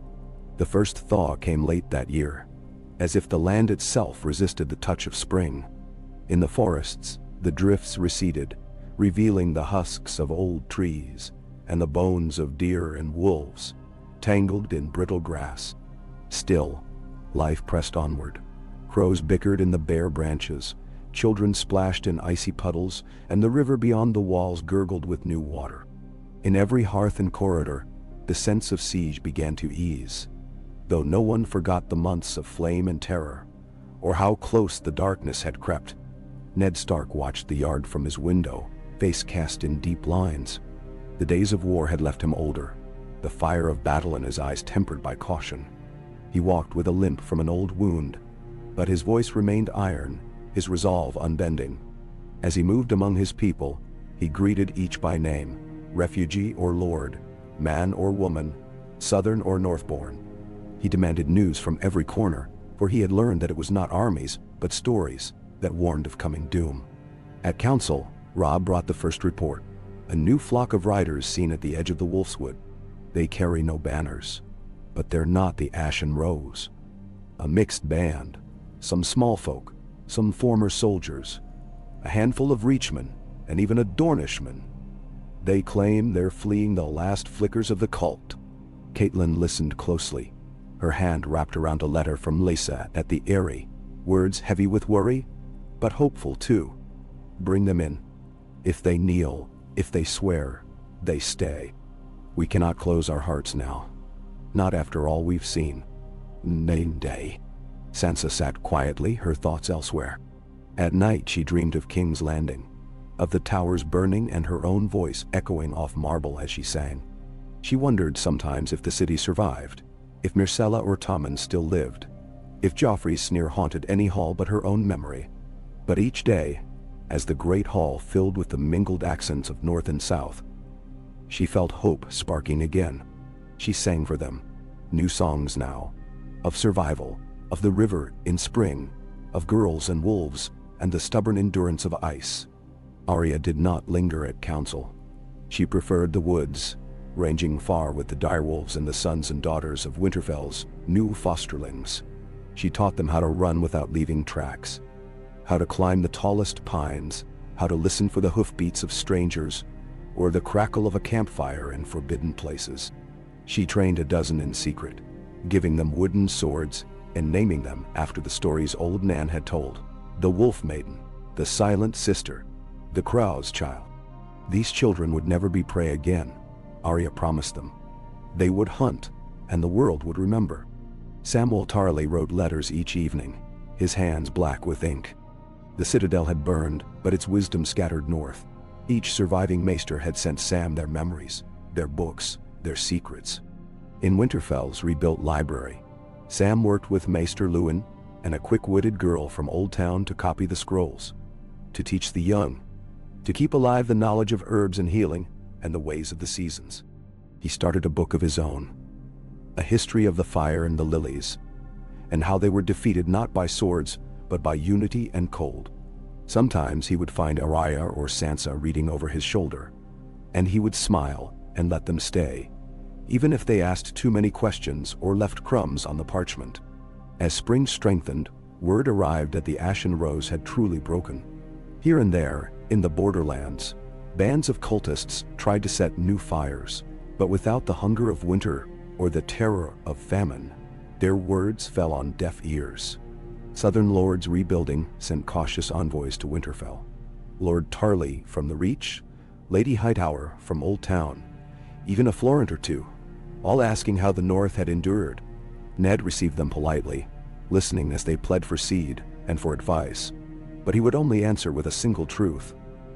The North remembers, when you trust your neighbor and share your bread, the fire cannot take hold.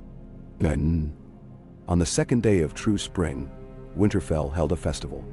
The Southerners stared in awe at the great wooden tables dragged out beneath the open sky, the laughter of children mingling with the barking of dogs, the smell of roasting meat filling the air.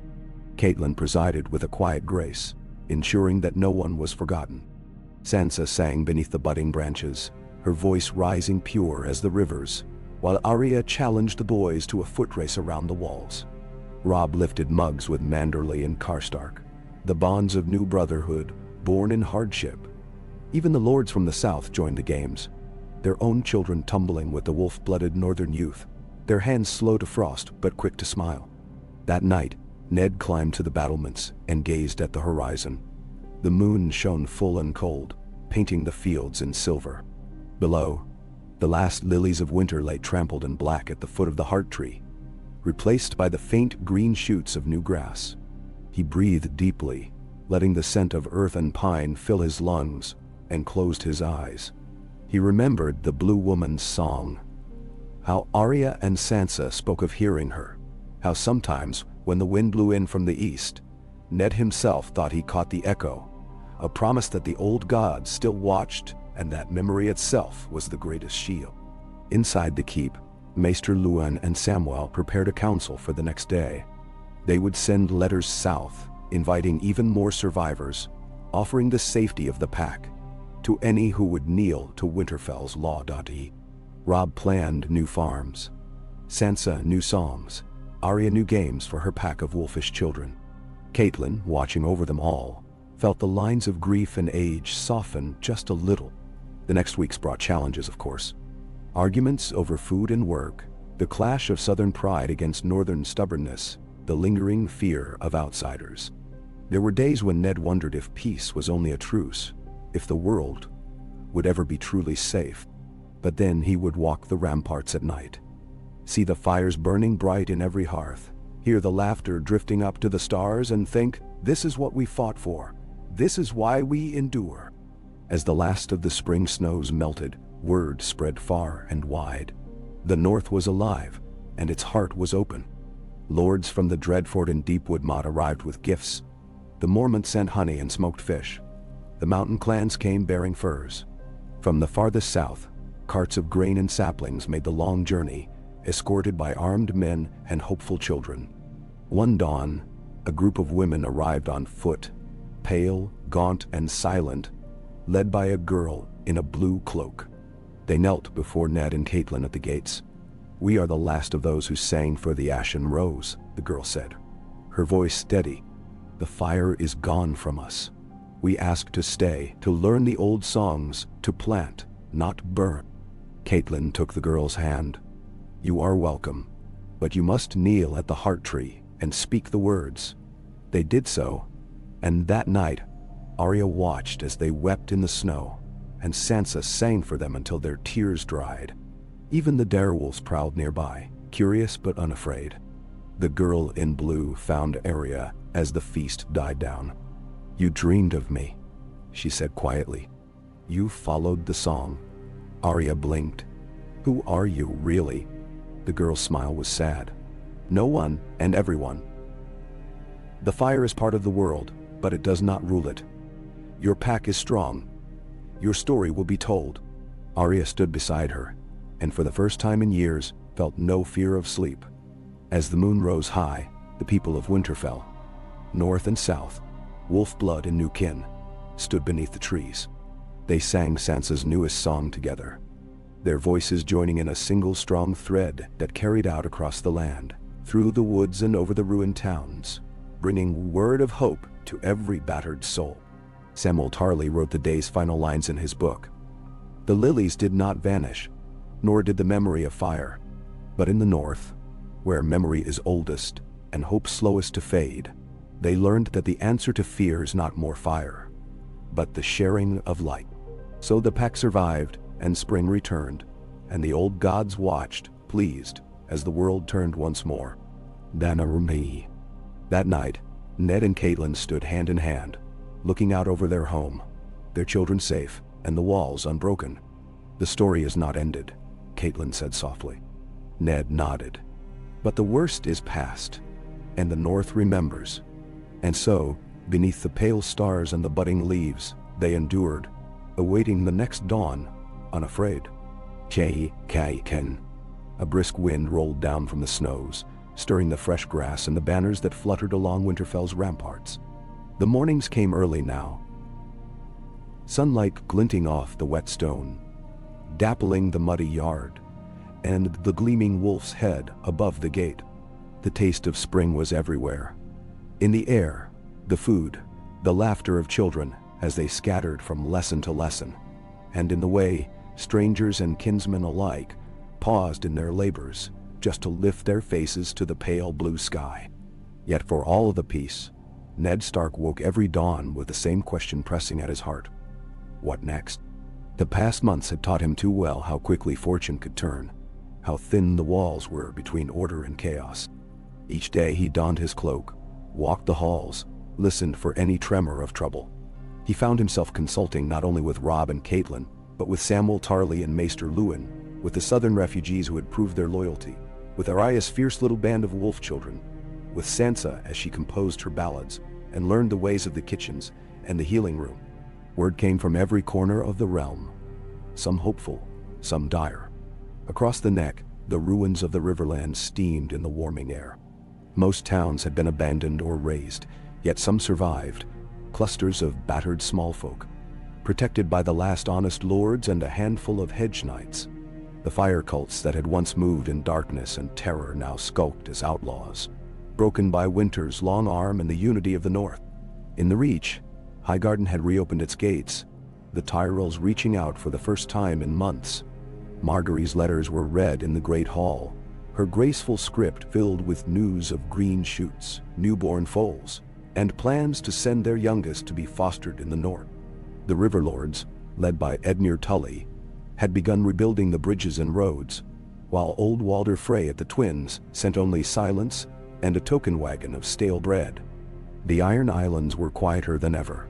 None knew if it was from exhaustion, or fear that the North's new power might one day turn seaward. From Dorne came a slower trickle of news. Scattered villages burned and rebuilt. Scattered cultists vanquished, and some taken in. The promise of peace echoing down from Sunspear. King's Landing remained a question, the city's heart a secret known only to crows and rats. Letters arrived rarely now from the capital, written in unfamiliar hands or unsigned altogether. But rumor had it that the small folk ruled the streets and the old nobles clung to their manses, none daring to claim the Iron Throne. The Ashen Rose, once the terror of the realm, was a ghost now, its leaders scattered or dead, its followers lost in the snows, or remade as part of the North's pact. The faith of fire lingered in certain eyes, especially among the newcomers who had fled the flames, but they knelt at the heart tree and spoke the words, and over time, found themselves more changed than they had thought possible. Sansa watched it all with a kind of wonder, her voice clear and bright as she sang the new ballads of the season. "There are no more queens or kings," she would say to Arya and Sam as they sat beside the kitchen hearth. "Only those who endure and those who remember." Her songs turned the old tragedies into lessons, her verses full of hope, her chorus a refrain for the children. The pack survives, the wolf returns, and spring comes again. Arya drifted through the days as if between worlds, still drawn to the wild, still unafraid to cross the line between house and forest, north and south, peace and watchfulness. The children who followed her grew bolder, running farther into the trees, learning to set snares and climb and listen for the voice of the wind. Sometimes, as twilight settled, Arya would kneel beside the heart tree and listen for the blue woman's song, and sometimes she thought she heard it in the wind, or in Sansa's quiet hum as she spun wool by the fire. Robb filled his days with work, patrolling the holdfasts, settling disputes, helping plan new fields, listening to grievances both old and new. He learned to laugh with Lord Manderley's grandsons, to spar with southern knights, to listen carefully to Catelyn's counsel, and trust his own judgment, even when it went against the advice of age or tradition. When the first foals were born on the thawed grass, Robb led the stables in a cheer that echoed through the bailey. Catelyn was everywhere and nowhere, organizing seed and food, soothing old quarrels, comforting the lost, settling disputes with a firm hand or a gentle touch. Each night she sat by the fire with Ned, their hands clasped, and watched their children and their people build something that felt real, a future that might last, not in defiance of history, but as a testament to what could survive. As for Ned, he wrote daily to the lords of the north and the battered south, to the Vale, to Old Town, to King's Landing when he dared. His words were plain and stern. No boasts, no promises beyond what could be kept. "The winter has taught us that our strength is in each other," he wrote. "We do not forget. We do not turn away those in need.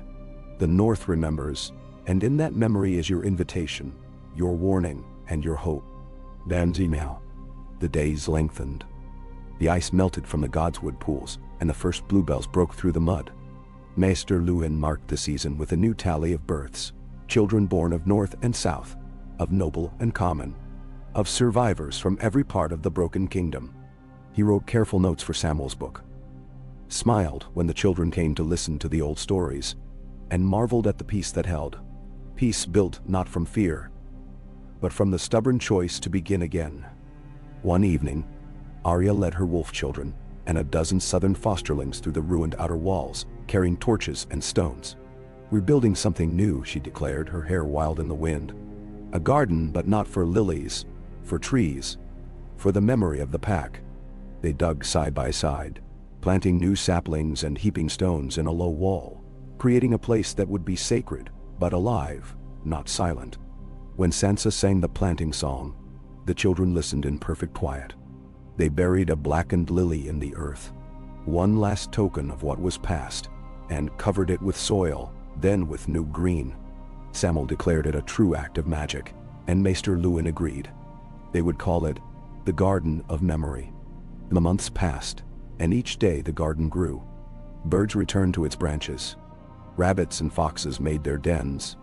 When refugees arrived, Catelyn brought them to kneel at the heart tree, then led them to the garden, telling them, "This is your beginning now. What you plant here, what you remember, is what you become." Dei. Word of the Garden of Memory traveled farther than any army had marched.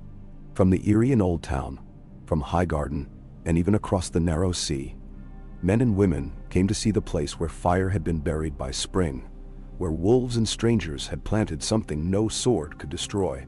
One dusk, as the festival of new planting began, Ned stood before the crowd gathered beneath the heart tree. "We have suffered," he said, "and we have lost, and we have buried our dead. But we have also learned that our strength is in each other, not in old feuds or empty vengeance. What was nearly lost, we have made new. This is not the end, but the beginning of our true story." A hush fell. Robb lifted his cup. Sansa's voice rose, clear and true, as she sang for the dead and the living alike. Arya watched from the shadows, smiling, her hand pressed to the trunk of a young oak she had planted. Samwell scribbled notes. Luwin dabbed his eyes. Catelyn and Ned found each other's gaze and held it steady.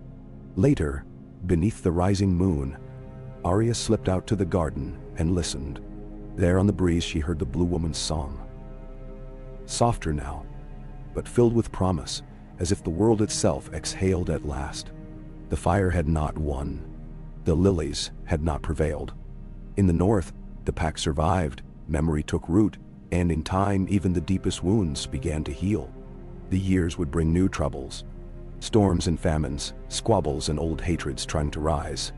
But in the garden, beneath the heart tree and beside the stones, they would remember every name, every sacrifice, every voice that had sung in the darkness. The story would not be forgotten, nor would the strength of the pack.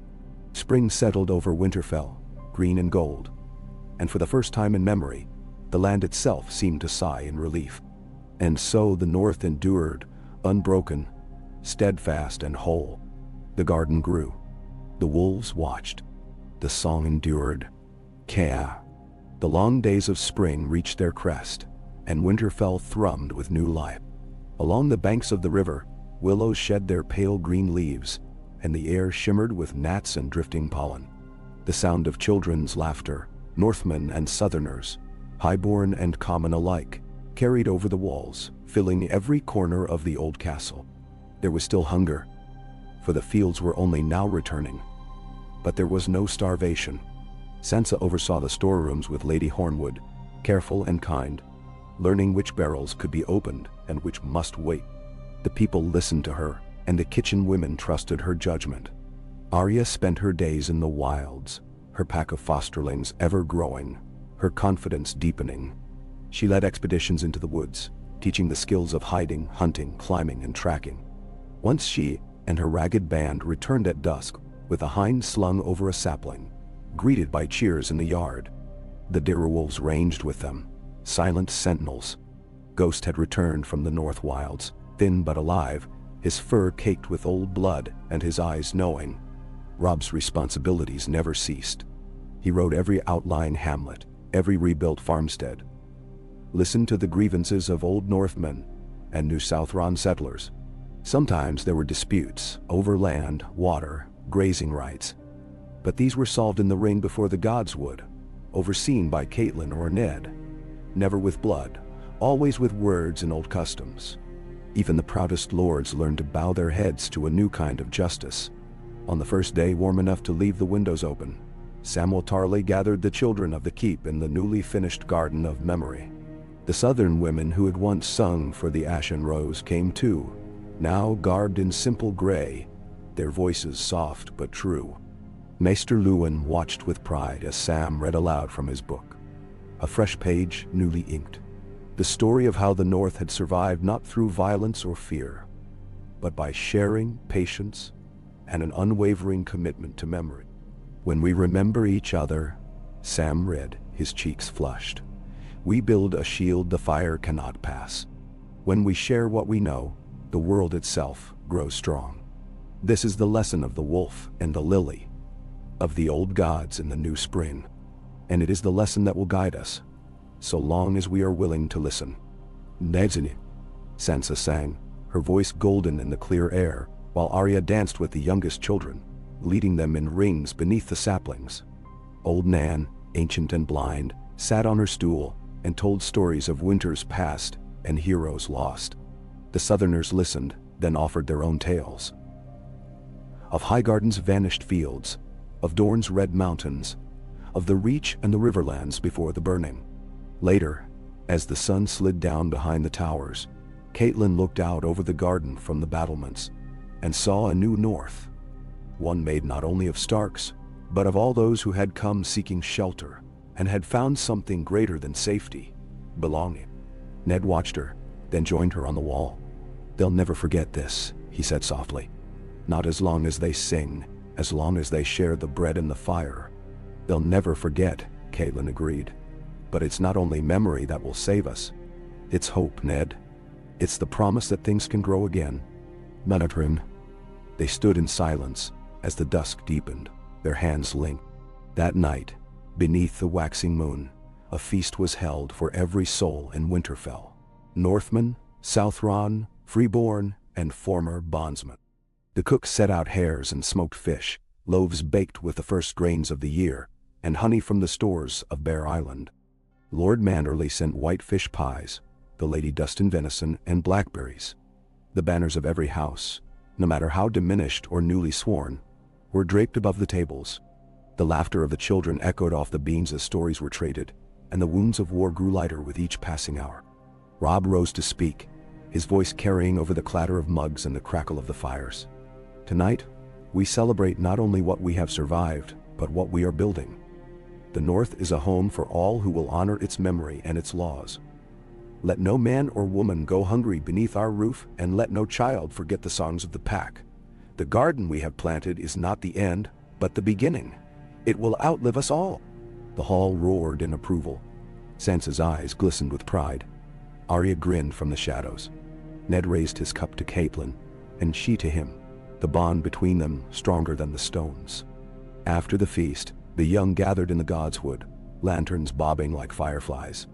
Arya led the wolf children in a silent circle around the heart tree. Their hands clasped. The blue-cloaked girl, Ansa priestess of the Ashen Rose, joined them, and Arya nodded in quiet acknowledgement. "Do you remember the song?" the girl asked in a whisper. Arya nodded. "I remember. We all do." "You." The girl sang, soft and pure, and the others joined in, their voices rising, blending with the rustle of the leaves. No magic flickered in the air. Only the deeper magic of shared hope and the knowledge that they had all chosen, in their own way, to survive and to forgive. Elsewhere, Sam read by firelight in the new library, Maester Luwin at his elbow, scribes copying scrolls for the Southern Envoy. Lady Hornwood supervised the counting of stores. The former followers of the Ashen Rose helped tend the fields and repair the walls, their penance accepted, their service welcomed. And still, outside the walls, the world spun onward. Reports came of pockets of fire cultists harassing trade routes, of would-be kings in the Westerlands or the Stormlands, of a lingering bitterness among the Lords of the Vale and the Iron Islands. Ned read these letters each dawn, frowning, always wary. Yet each time, he called his council and reminded them, the North is a beacon now. We must be vigilant, but we must also be kind. That is our greatest shield. With summer, new crops rose, and the Garden of Memory blossomed. Children from every house and land came to lay stones for the dead and plant saplings for the living. The stories written by Sam and sung by Sansa became the heart of the keep's evenings. And the wolves, old and young, dire and dog, patrolled the fields at dusk, symbols of what had been lost and found. It was on a late summer evening, as the sun bled gold behind the hills, that Arya saw the Blue Woman once more. She stood beneath the heart tree, her cloak rippling in the warm breeze, her eyes ageless. "You kept your promise," she said to Arya. Arya knelt beside her, fearless now. "I did, but we all did. The pack." "Did it?" The woman nodded. "Remember this, when the world grows cold again. No fire lasts forever. No night is without dawn. The song will survive, so long as you sing it together." When Arya looked up, she was gone. But the words stayed, etched in her memory like the blade she carried. Winterfell's nights grew gentle. The songs echoed through stone and snow.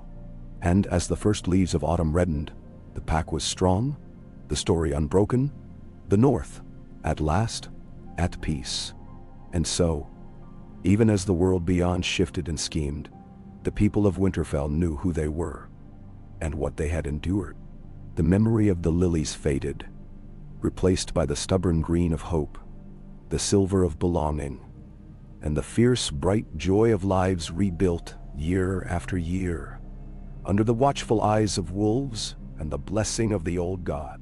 And the season turned slowly, autumn creeping over the north like a hush before sleep.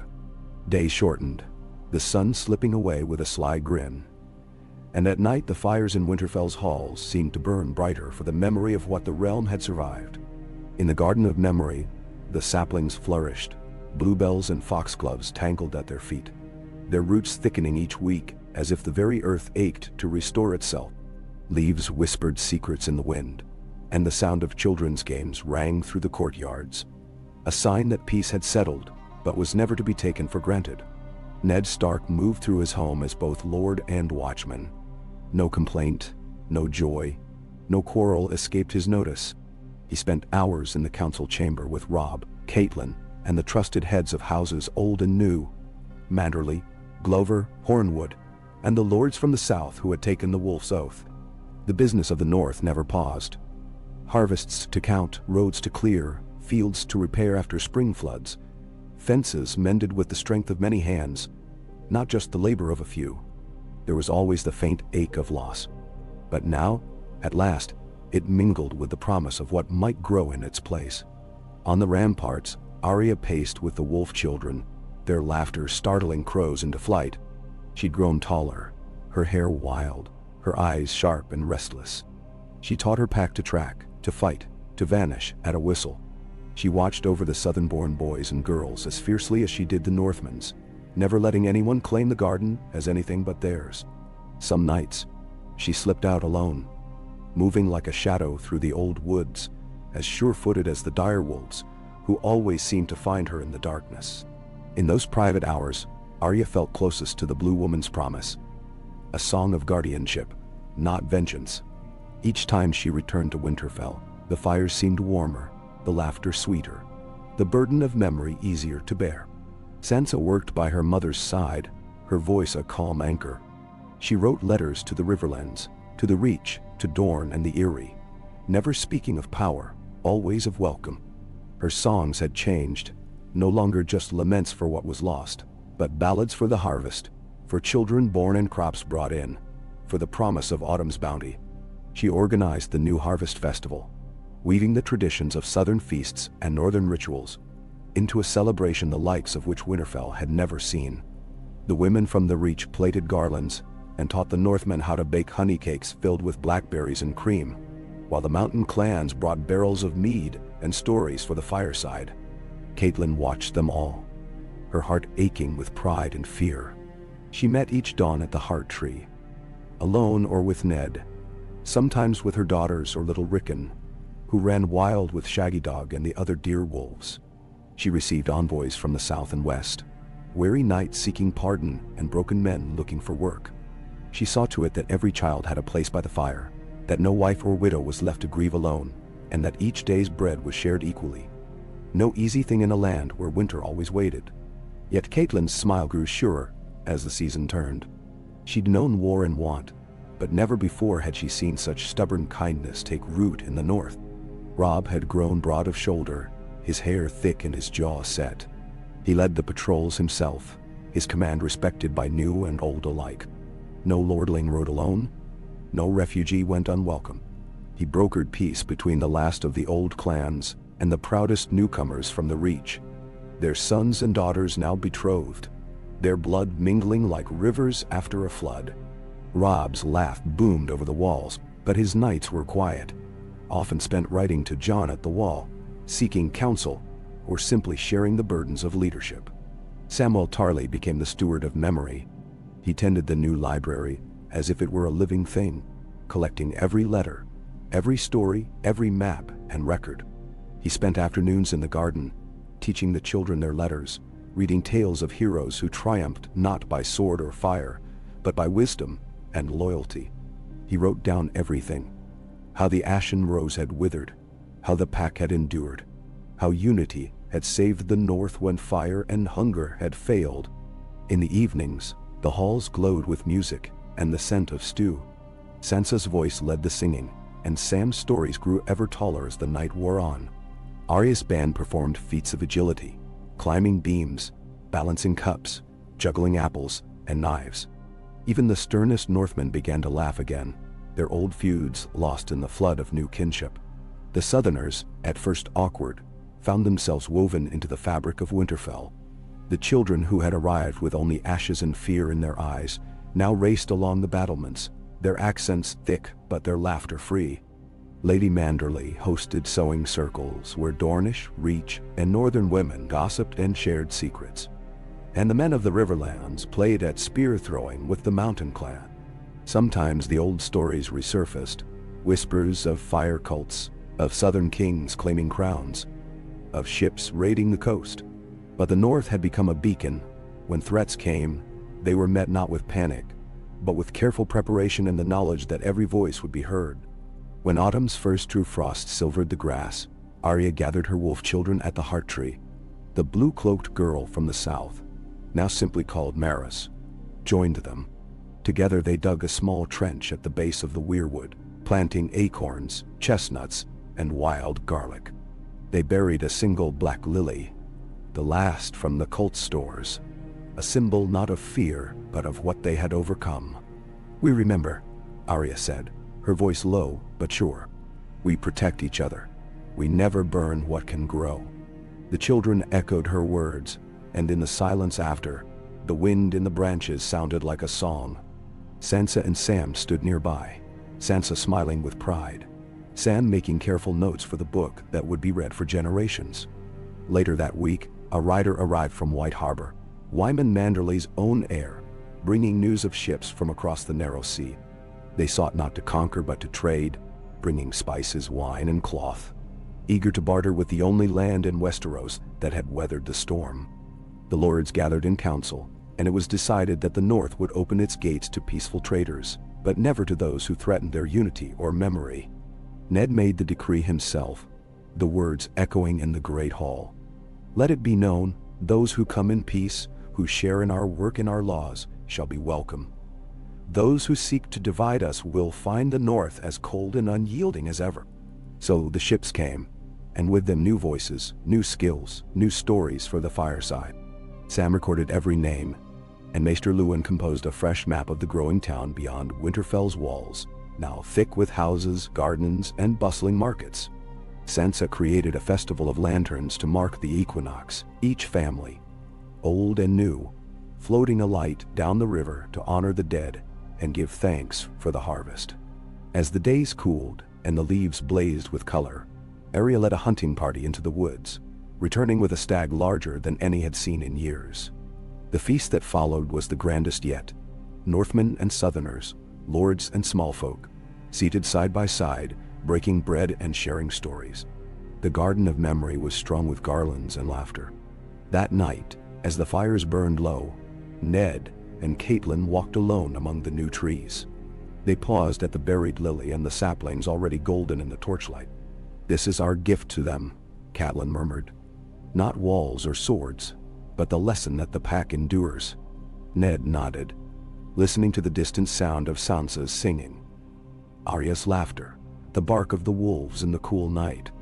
"And as long as they remember," he said softly, "the North will never fall." Above them, the heart tree swayed, red leaves whispering a benediction. The story was far from over. The world outside the walls still bristled with uncertainty, the wounds of fire slow to heal. But here, under the steadfast watch of the old gods and the fierce unity of the pack, life went on. Season after season, memory layered upon memory, hope growing stronger with every dawn. And so, as autumn deepened and the winds of change howled along the wall tops, Winterfell stood unbroken. A beacon, a promise, a song that would not die. As autumn deepened, Winterfell's world grew golden and crisp, the fields turning first to amber, then to the ghostly silver of the first light frosts. Each morning, mist drifted off the ponds and the river, and the banners of the North's great houses caught the sun like a promise renewed. Smoke curled from the kitchens, where bread was baked and kettles of stew simmered with carrots, onions, and bits of salted venison.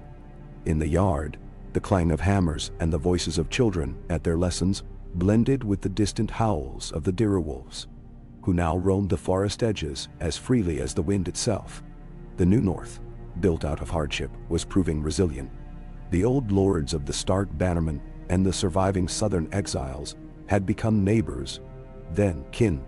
Southern children learned to ride bareback, to fish through the ice, to greet the godswood heart tree as if it had always been their own.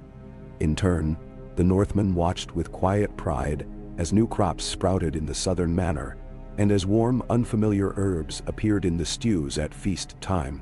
The sharing of customs became a quiet contest, a way to test each other's good faith, a shared game of memory, roots, and hope. Sansa's autumn festival approached, and with it a strange energy. She'd spent weeks at her writing desk, quills flying, penning invitations to every house sworn to Winterfell. Northman or newcomer, great lord or humble family. Her festival was to be both remembrance and celebration, the final act before the cold of winter returned. She coordinated with Lady Hornwood and Lady Manderly, devising a feast that would blend the best of North and South. Hearty pies and spiced apple cakes, mead and sweet wine, fresh-caught trout, roasted squab, and the first precious greens from the greenhouse built beside the library. She had the squires and children making hundreds of lanterns, each to bear the name of one lost and one found. For memory and for promise, she said, her voice steady as a queen's. Arya watched the preparations from the stable roof, her hair wild, cheeks streaked with mud. She was more wolf than lady, and proud of it. Her little band of wolf children patrolled the outskirts, keeping watch for any who might threaten the fragile peace. When one of her fosterlings, a southern girl named Lysa, found a trapper's snare set by poachers, Arya led her band to track the culprit and drag him before the justices. The poacher, a burly man from the Riverlands, tried to bluster, but wilted beneath Arya's stare and Grey Wind's low, rumbling growl. The boy's punishment was fair. He spent a fortnight in the kitchens, learning to make bread with the same hands that had set the snare. By the end, he was laughing with the others, his anger blunted by simple work, Arya's silent approval, and the kindness of Sansa, who made certain he ate with the rest. Robb rode farther and wider with each passing week, visiting outlying villages and holdfasts, keeping the peace and gathering news. He saw the changes wrought by hard seasons, the rebuilt barns and new stone wells, the careful stores of firewood, the marriages between clans once at odds. He listened to every tale, remembering each name and face, offering quiet counsel, and when needed, a strong hand. He was no longer only the Lord's heir. He was the North's promise, and he wore the responsibility lightly but well.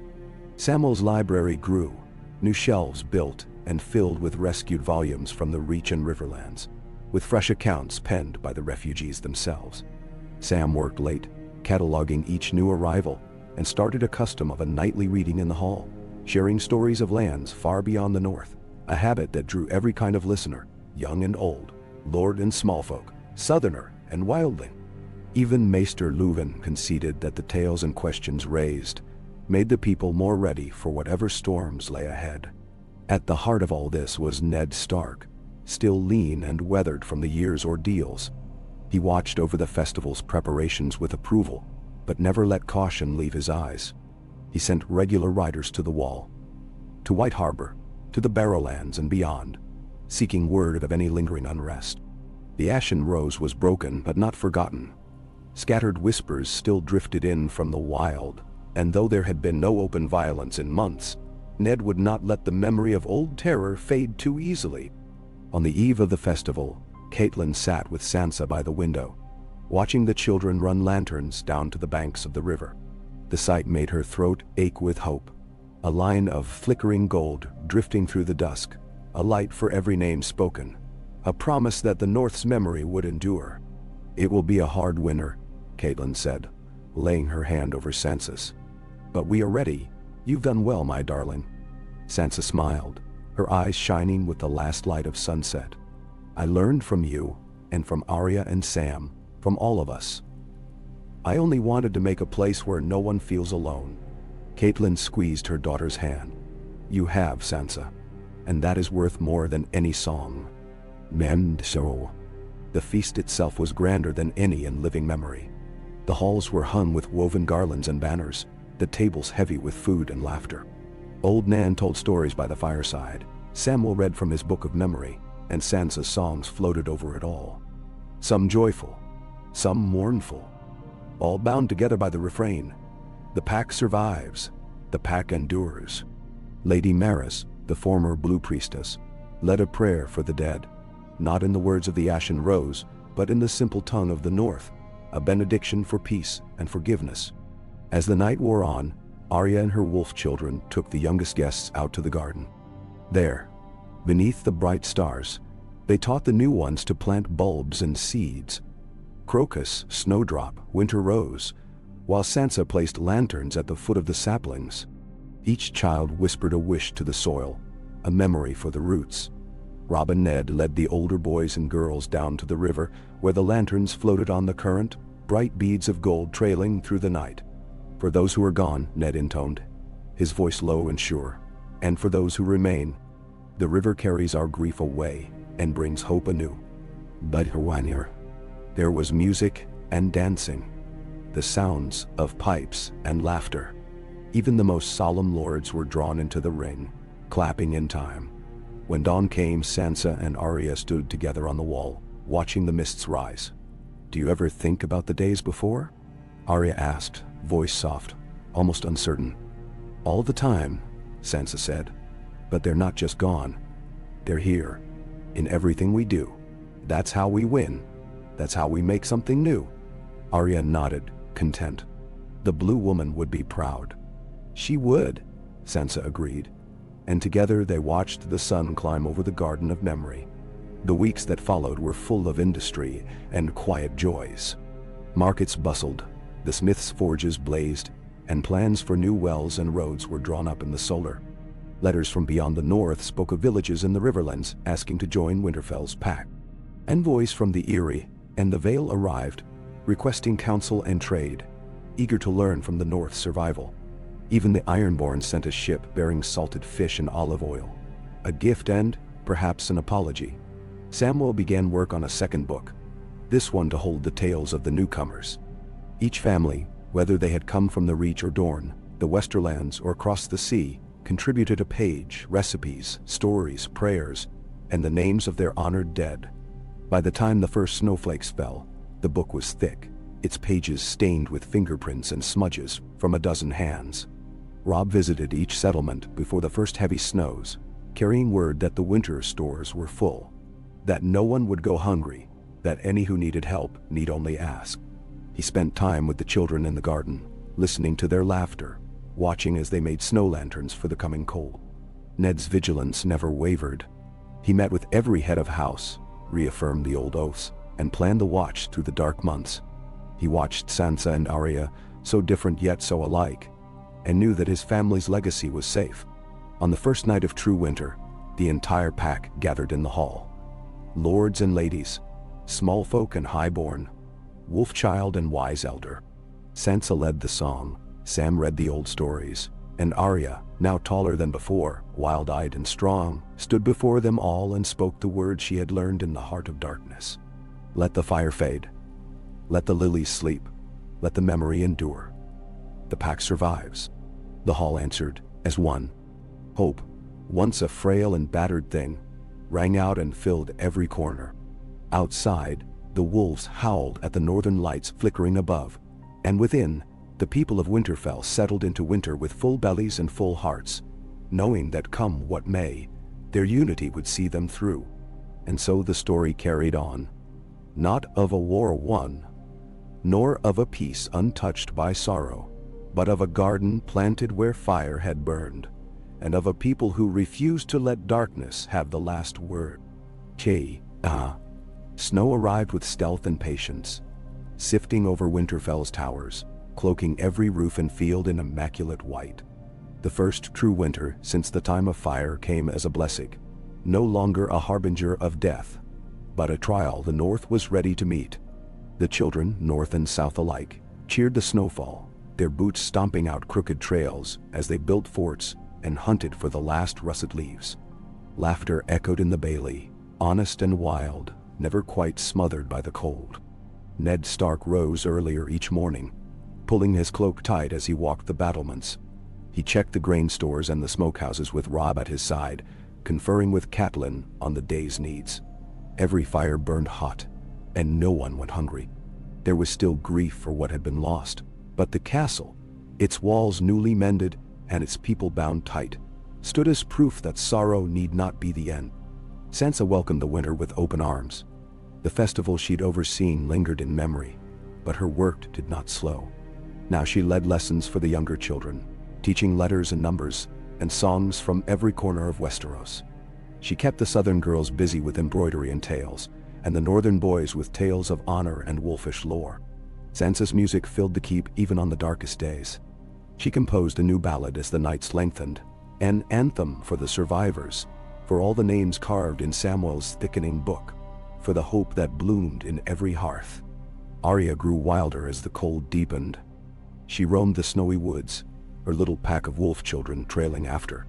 They tracked deer, built lean-tos, and caught stoats for their stews. Arya led them in games of war and peace, teaching them how to hide, to fight, to be brave and clever both. She told the newcomers that there were no more borders in the north. If you can run with the pack, you belong, she'd say, eyes bright beneath her frost-caked hood. Samwell Tarly was busiest of all. The new library bustled every afternoon as children crowded in to escape the wind. There, Sam read from his histories, but also listened, writing down the stories told by Southerners and mountain folk, by the Ironborn who had chosen Winterfell's peace, by the old women who remembered storms and lean years before any Southerner set foot north of the Neck. With Maester Luwin's blessing, Sam began a third book, a record not just of names, but of every wisdom the New North could gather, so that no trial would find them unprepared again. Robb proved himself more than heir. He was the beating heart of Winterfell's defense. His rounds were tireless, a check of every store, a word with every garrison, a visit to each outlying settlement before the roads vanished beneath snow. Where disputes lingered, he listened. Where tempers flared, he offered justice. The clan chiefs brought him tribute, dried fish, carved antlers, rare herbs, honoring a lord who had made the Southrons their own. Catelyn, ever the careful steward, organized the work crews, mended cloaks and mittens, watched over the sick, and ensured that the kitchens ran without pause. She saw to it that every child had a warm place at night, and that no one old foe or friend went without comfort. She alone seemed untouched by the bone-deep cold, moving briskly through the halls, her hair always dusted with snow. She found pride in her children, Sansa's leadership, Arya's courage, Robb's wisdom, even Rickon's wildness, which seemed less a trouble and more a promise that the next generation would be strong. As the nights grew longest, preparations for the heart of winter began. Lanterns lined every hall. The hearth in the great hall was stacked with birch and oak, crackling night and day. Sansa and the southern girls made bright ribbons for the children's cloaks, while Arya's wolf pack carved snow shapes for a festival of their own. A parade of animals, of wolves and deer, and finally, a great blue woman, crafted by all Southron and Northman together, watching the courtyard with eyes made of polished river stones. At the solstice, Winterfell held a night-long feast, a custom drawn from north and south alike. The food was simple, but hearty. Stews, roasted apples, brown bread, pickled greens, spiced wine. The children paraded their snow creatures through the yard, torches lighting the sculptures, and the grown folk sang together, Sam's voice strong among them. The songs wove old with new, hymns to the old gods, ballads for lost kin, and Sansa's newest anthem, sung by every voice. Ned gave the benediction at midnight, his words deep and resonant in the stone hall. We are the shield against the storm. We are the memory that endures. This winter is not our enemy. It is our test, and we are ready. The pack survives. Balin Duggar. That night, as the aurora shimmered in green and blue above the keep, Arya stole away to the Godswood. She found Maris, the former blue priestess, kneeling in the snow beside the heart tree, her hands clasped in prayer. You see them? Arya asked quietly. Maris looked up, tears frozen on her cheeks. I see what we lost, but also what we built. I think I finally understand the song. Arya knelt beside her. You're part of it now. You always were. They sat in silence, watched by the old faces in the bark, until the sky began to lighten with the first breath of dawn. In the weeks that followed, life fell into winter's rhythm. Each day was marked by shared labor and shared joy. Children skated on the frozen pond. Hunters brought in hares and grouse. The men carved new sleds, and the women spun and wove by the fire. Sansa kept the stories alive, reading aloud as the wind howled outside. Arya led her band in snowball fights and midnight races along the battlements. Sometimes trouble came from beyond. Bandits, a wandering fire cultist, a rumor of unrest in the far south. Each time Winterfell's banners were raised and messengers sent. The threat always melted in the face of the pack's unity. Those who came seeking to divide or sow fear were met with fair justice and a choice: join the pack or leave the north forever. The pack grew. The old clans grew bolder, and the southerners found themselves stronger for the north's trials. Robb fostered the sons of new allies, teaching them the meaning of loyalty and the cost of forgetting. Sansa's friendships bound every family in Winterfell's walls, together with threads of song, story, and daily kindness. By winter's end, the Garden of Memory was blanketed in white, the saplings bent but unbroken. Each lantern made in autumn was relit for the first day of thaw. Sam read the first chapter of his third book by the fireside, children on his knees. Catelyn baked honey cakes for all, while Ned wrote letters to every holdfast, reminding them that the worst had passed and the north endured. Arya watched the melt from the highest tower. She saw the river break its ice and run fast, saw fields appearing in muddy streaks. She remembered every face, old and new, north and south, friend and lost. She felt the song of the Blue Woman alive in her blood, and knew, without doubt, that the world had changed for the better. That night, with the aurora fading and the first green showing in the heart tree's branches, the people of Winterfell gathered one last time before spring. Sansa led them in song. Arya and her pack howled at the moon. Sam finished the final lines of his book, and Ned and Catelyn held each other, strong and sure in the knowledge that the North would never break so long as memory and the pack survived. Thus, the story carried onward, not in endless battle or grief, but in the slow, stubborn growth of hope, the daily labor of peace, and the refusal to forget either pain or joy. Spring would come again, and Winterfell, unyielding, warm, and alive, would always be ready. When the last snows melted from the fields, Winterfell greeted spring with open arms. The muddy banks of the White Knife overflowed with water as clear and cold as memory. Icicles fell from the eaves each morning, and the first green spears of wild garlic pushed up through thawed earth in the godswood. The Garden of Memory awoke in silence. Saplings leafing in the pale light, their roots deep and sure, their branches trembling in the breeze like the hands of a newborn. In every hall and courtyard, there was a hush of gratitude. They had survived a winter long in coming, together, as a pack. Ned Stark took each morning for a walk beyond the walls. His gait was slower, his face leaner, but there was a steadiness in his step and a clarity in his gaze that had not been there in the years of uncertainty. He watched farmers return to their fields, children splash in puddles, dogs and deer wolves racing through half-frozen mud. When he crossed the rebuilt bridge over the stream, he paused to watch Sansa and Arya, surrounded by a ring of children, teaching them the planting of onions and turnips, singing the old rhymes that promised luck to those who worked together. Arya was tireless as ever, spring's wildness in her every movement. She ran with her wolf children, leading them on forays into the greening woods, teaching them to recognize the first birdsong, to track deer on soft ground, to watch for foxes at the edge of the fields. The younger ones, north and south alike, followed her without hesitation. Arya rewarded the boldest with prizes: a sharp flint, a polished bone bead, a tale of days before fire and lilies. Each night, she returned to the keep, dirt on her face, laughter on her breath, sleep coming easily as she curled before the hearth with the rest of the pack.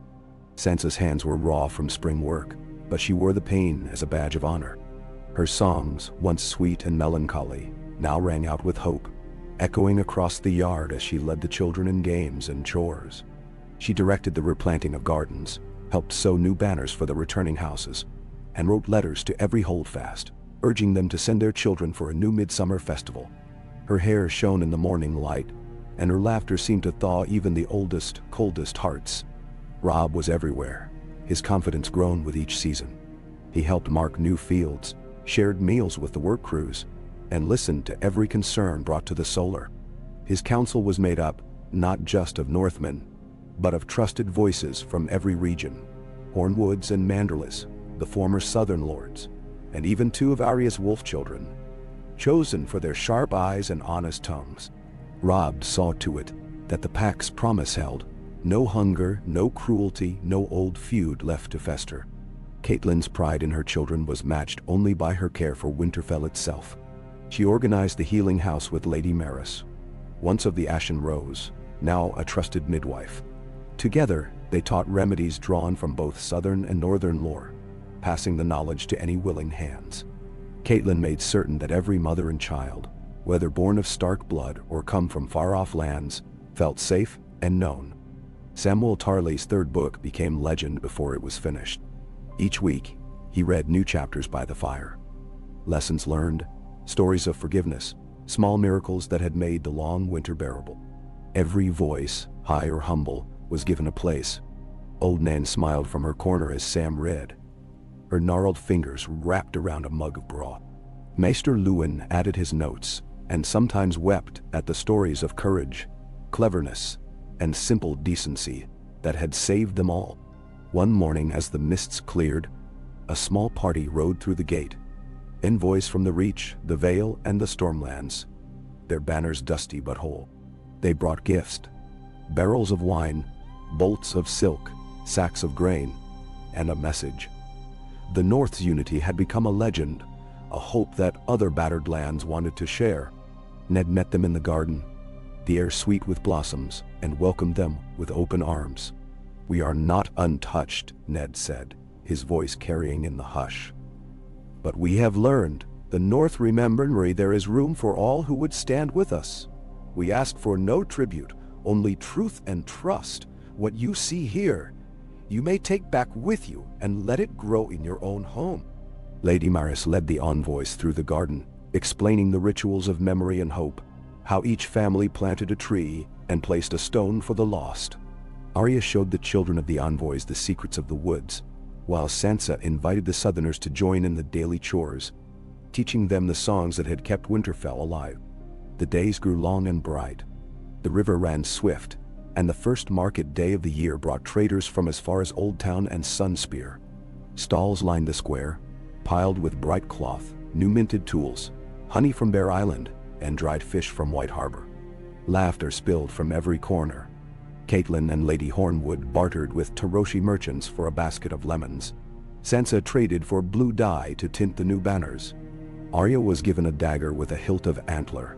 Her eyes shone as she turned it over in her palm, a promise of wild freedom in the gentle season.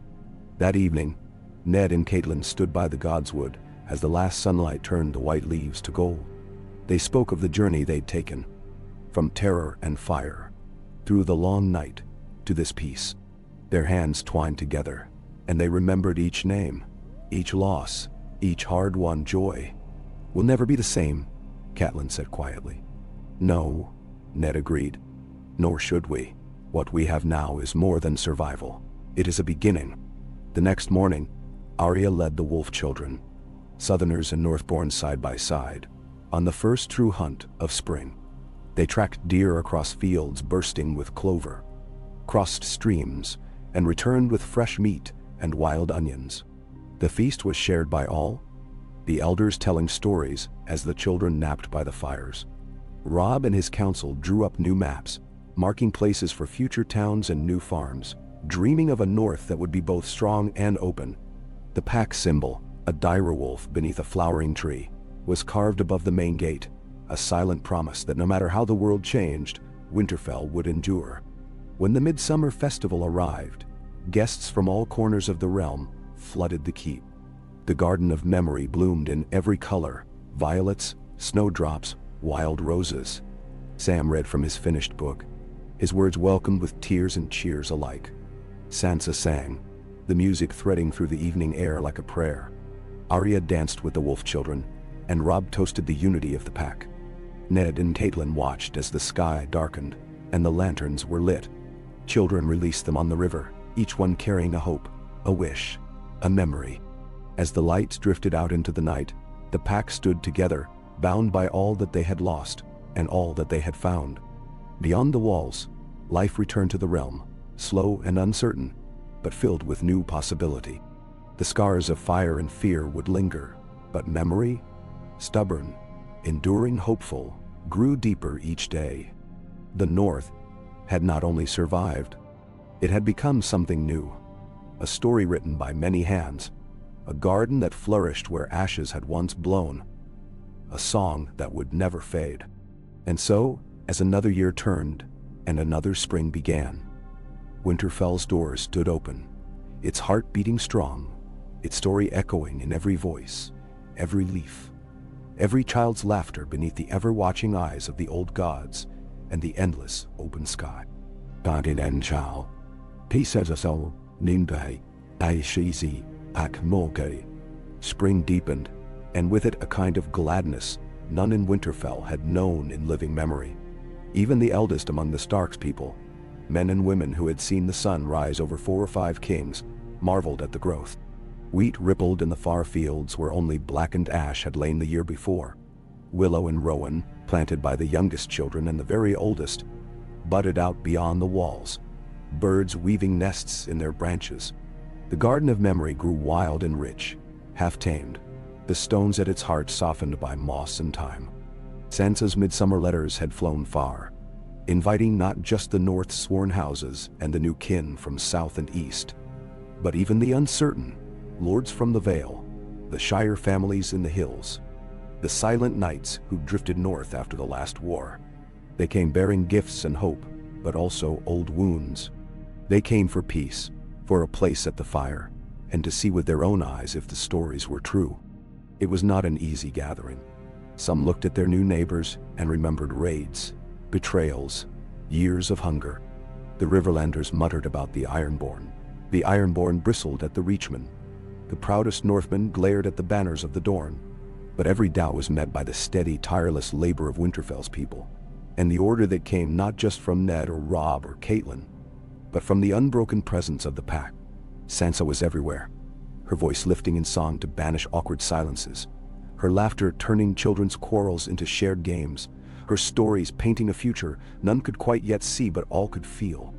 Lady Hornwood, hair now silver and eyes wise, sat with Dorne's Lady Gynessa over honey cake and mead, trading tales of wild gardens and dry hills.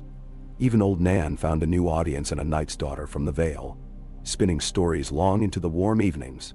Arya led her wolf children on feats of daring, scaling the new stone walls, swimming the river's chill, finding wild herbs, and showing the southern children which berries to eat and which to leave for the birds. In the evenings they crowded round her on the grass as she told tales of days spent hunting, or the time she'd slipped all the way to the crypts and back without a single guard seeing her. The pack, her pack, never let any child wander lonely or hungry. They made a game of memory too. At every meal, each child named someone or something they had lost, and the others called back a hope in reply.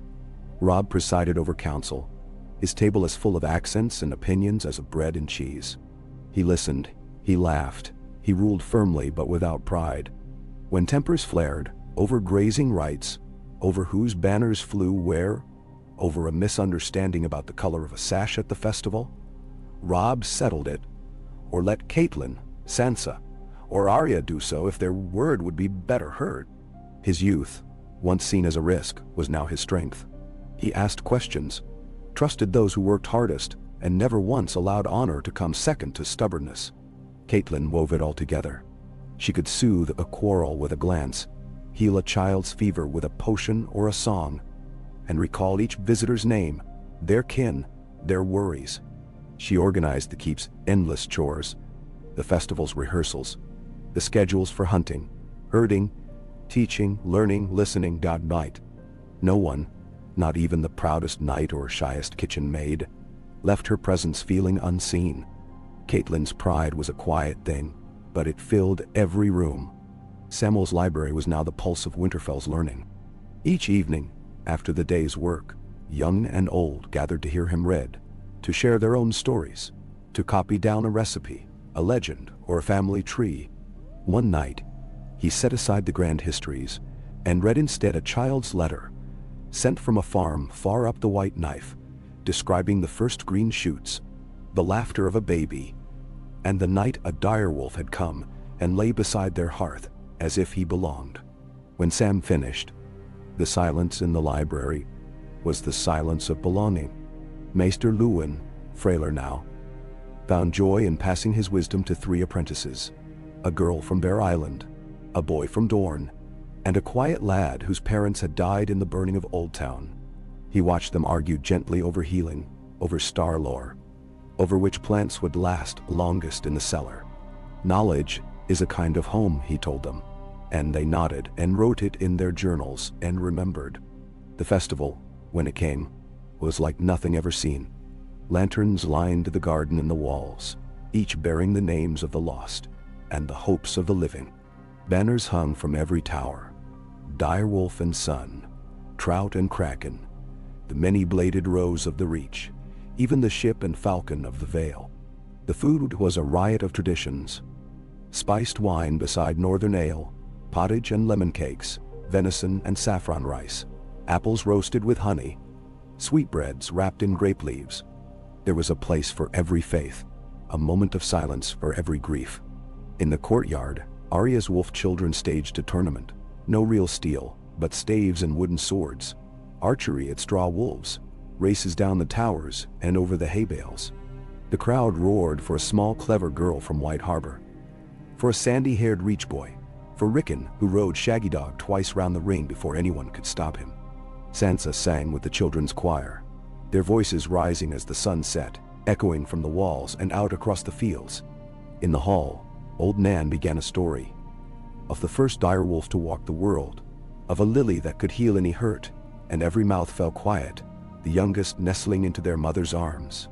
Afterward, Robb led a council in the open air. Here, disputes were settled in public, not hidden behind stone. Some solutions were new: fields to be shared, marriages arranged, promises sworn anew. Not every wound was healed, but none left unheard. The envoys wrote letters home that night, the ink barely dry before the tales began to spread. When the night was darkest, Arya and her pack led the children to the Godswood. They circled the heart tree, each child placing a stone or a leaf or a feather at its base. Sansa and Catelyn joined hands, and Samwell recited from his book, names, hopes, the promises of spring. Lady Maris, the blue priestess turned healer, sang a low, wordless song that seemed to echo in every living thing.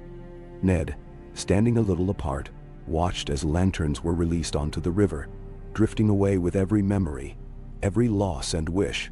He felt the eyes of the old gods on him, and in that moment, his burdens lightened. He understood then what they had all built: an answer to the fire, to the fear and hunger, not with walls or swords, but with roots and memory. The next morning, rain swept the ashes from the festival fires, soaking the earth, feeding the garden and the fields beyond. Children danced barefoot in the puddles. Lords and ladies laughed at the mud on their boots. A new calf was born at dawn, the first of the season, its bellow like a blessing. That summer, trade flourished and the North's bounty grew. Messengers came and went, sometimes bringing talk of southern strife or distant wars, but never did those tidings stir more than caution. The pack was strong. Any threat meant not only steel, but the quiet, stubborn shield of a people who had chosen, again and again, to remember, to hope, to build. As the seasons turned, Samwell's third book filled with stories and wisdom. Maester Luwin's apprentices took charge of the healing house. Lady Maris saw to the garden. Arya's wolf children spread out to teach others what they'd learned. Sansa's festivals became tradition, each year richer and fuller than the last. Robb and Catelyn saw to the work of ruling. Ned wrote his last letter to Jon at the wall, and even the restless Rickon found peace. And always in the evenings, the people gathered in the Garden of Memory, beneath the heart tree, beside the stones and saplings, as the lanterns glimmered in the branches. They sang Sansa's songs and told Arya stories. They forgave, they remembered, and they welcomed the world's strays into their circle. The tale was not of perfect peace, nor of a world without sorrow. Yet every trouble that came was met not with division, but with a promise that had carried Winterfell through every trial. The pack survives. Memory endures. Hope returns. Spring after spring. And the North remembers. Unusual activity has been detected from your device. Try again later. 94,197,147, a 781 beyond. The spring of plenty melted into summer, and the land about Winterfell was transformed. Where once only frost-bitten grass had grown, fields now rolled green and gold. The rebuilt mill beside the river turned day and night, its new stone wheel grinding oats and barley, while farther down the stream, children splashed in pools lined with willow roots and flat skipping stones. The keep itself had never bustled so. Laughter and the clang of new forged tools echoed from every yard. Young men and women, both north-born and south, learned crafts and lore side by side, their shared stories growing like the very crops they tended. The garden of memory, long since too wild and vibrant for careful rows, spread its vines into every corner, spilling flowers of every hue across the lower ward. Each stone was now thick with moss, each sapling heavy with birds' nests. The children called it the Pack's Garden. Even the lords and ladies left offerings at its heart. A ring, a carving, a handful of seeds, a scrap of ribbon, each memory left for the living and the lost. Ned Stark woke early each day, content to be needed. He supervised the masons building new cottages for the latest arrivals, survivors from the Riverlands, Dorne, even beyond the narrow sea. There was never enough time, but always enough hands. When disputes arose, as they always would, over a strip of land, a lost sheep, a stubborn well, Ned judged each fairly, often with Robb or Catelyn at his side. These councils were now held in the open, under the eaves of the Godswood, or in the sunlight by the mill, as much ceremony as lesson. Sansa led her own quiet revolution. She was sought by all, from chattering children to gruff stonecutters, her word trusted on anything from a sick calf to the order of a festival parade. Her new songs, part southern melody, part northern chant, became the work songs of the pack, sung as they baked, as they planted, as they danced barefoot in the growing grass. She corresponded with distant lords and ladies, and more than one southern girl arrived at Winterfell, with a letter in hand, seeking a place at Sansa Stark's hearth. Arya had grown tall and lean, her eyes sharp, her steps light as a shadow cat. She still led the wolf children, though now they were more like a small army of scouts and messengers. Some patrolled the fields at dawn, others hunted game for the kitchens. Still others rode as far as Deepwood, Mott, and White Harbor, carrying news and warnings, checking that the pact of memory and unity reached beyond the walls. She taught new bands of orphans and runaways the old skills: tracking, foraging, reading the sky and wind, trusting each other as kin. Her greatest pride, though, was the newest addition.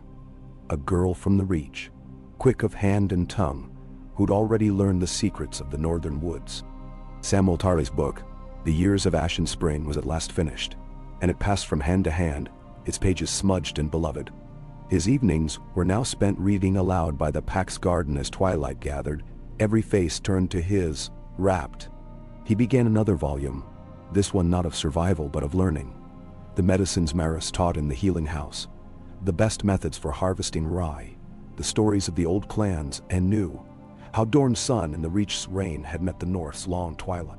Robb and Catelyn had become the shield and spear of the pack. They oversaw every marriage, every new home, every call for justice. When southern envoys came, cautious but respectful, they were shown not Winterfell's strength of arms, but its living bond.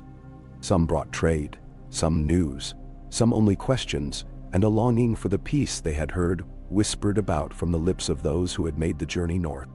The festivals were more dazzling each year. Midsummer brought a riot of lanterns strung through the woods, tables laden with berries and honey cakes, contests of archery and tumbling. Sansa's singers performed for packed crowds in the open air, their voices carrying into the dusk. The wolf children staged games and mock battles, inviting the smallest children to play at knights and wolves and queens. No guest was left out, nor was any wound or grudge hidden. Arguments and griefs, when they arose, were met openly and worked through. The memory of fire's old wounds, a lesson too dear to forget.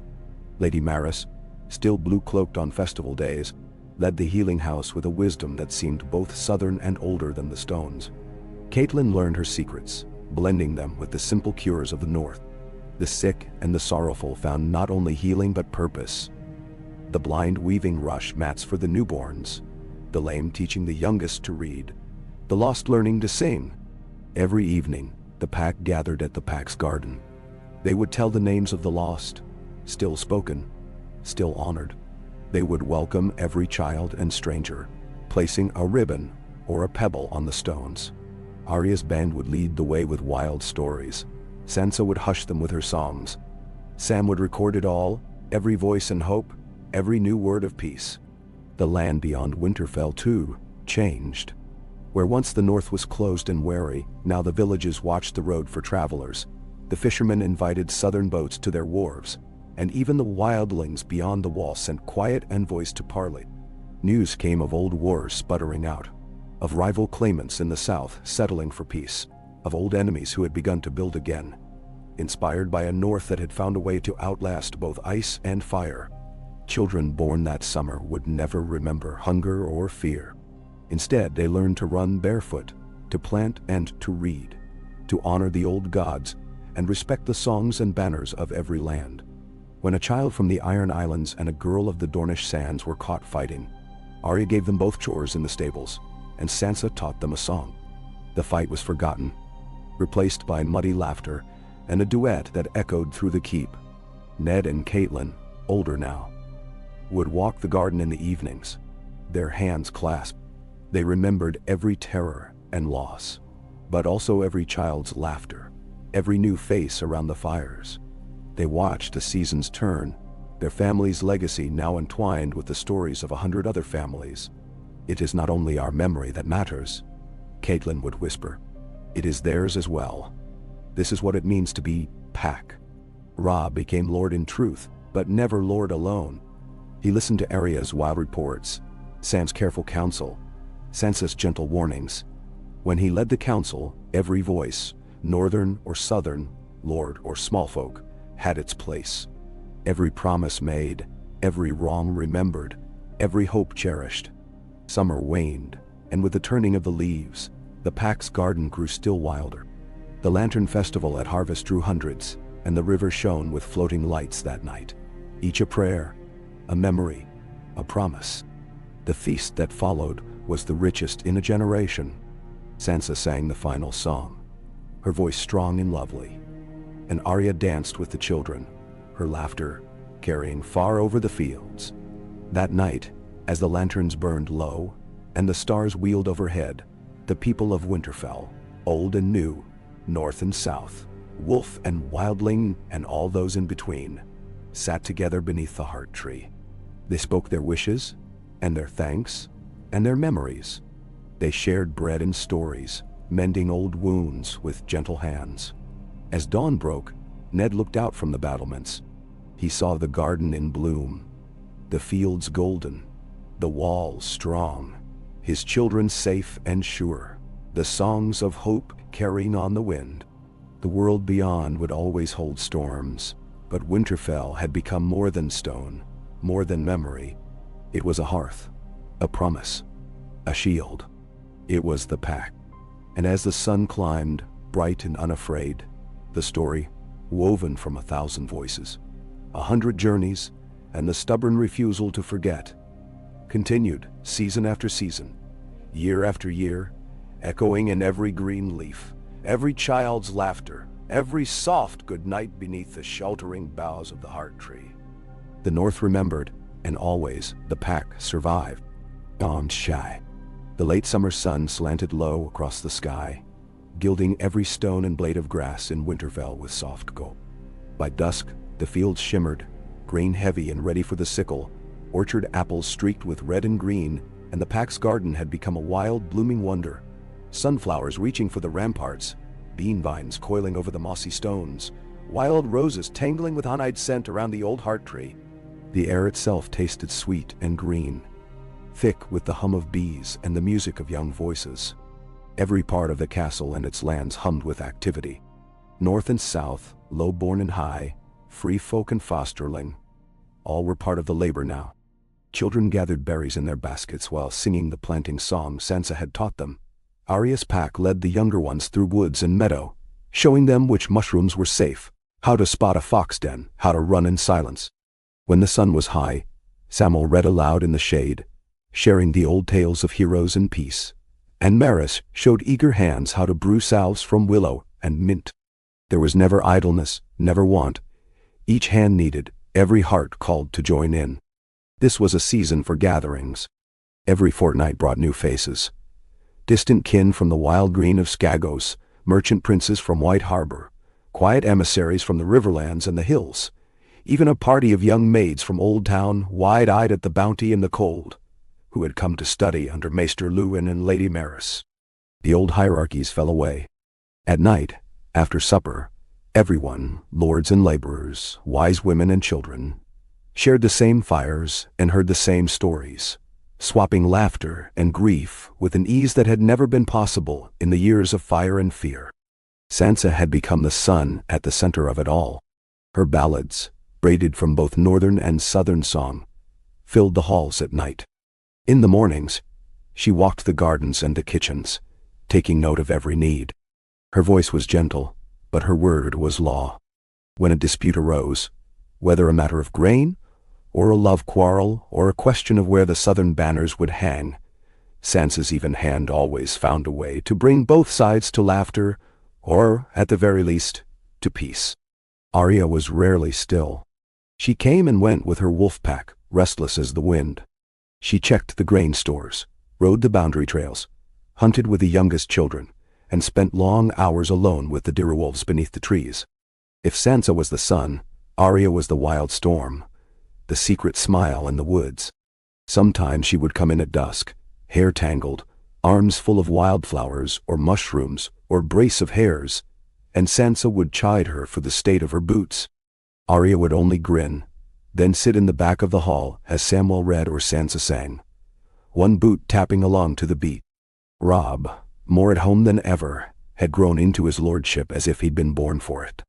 The holdfasts sent their crops to Winterfell now not out of fear, but out of pride, knowing they would be stored and shared fairly when the days grew short again.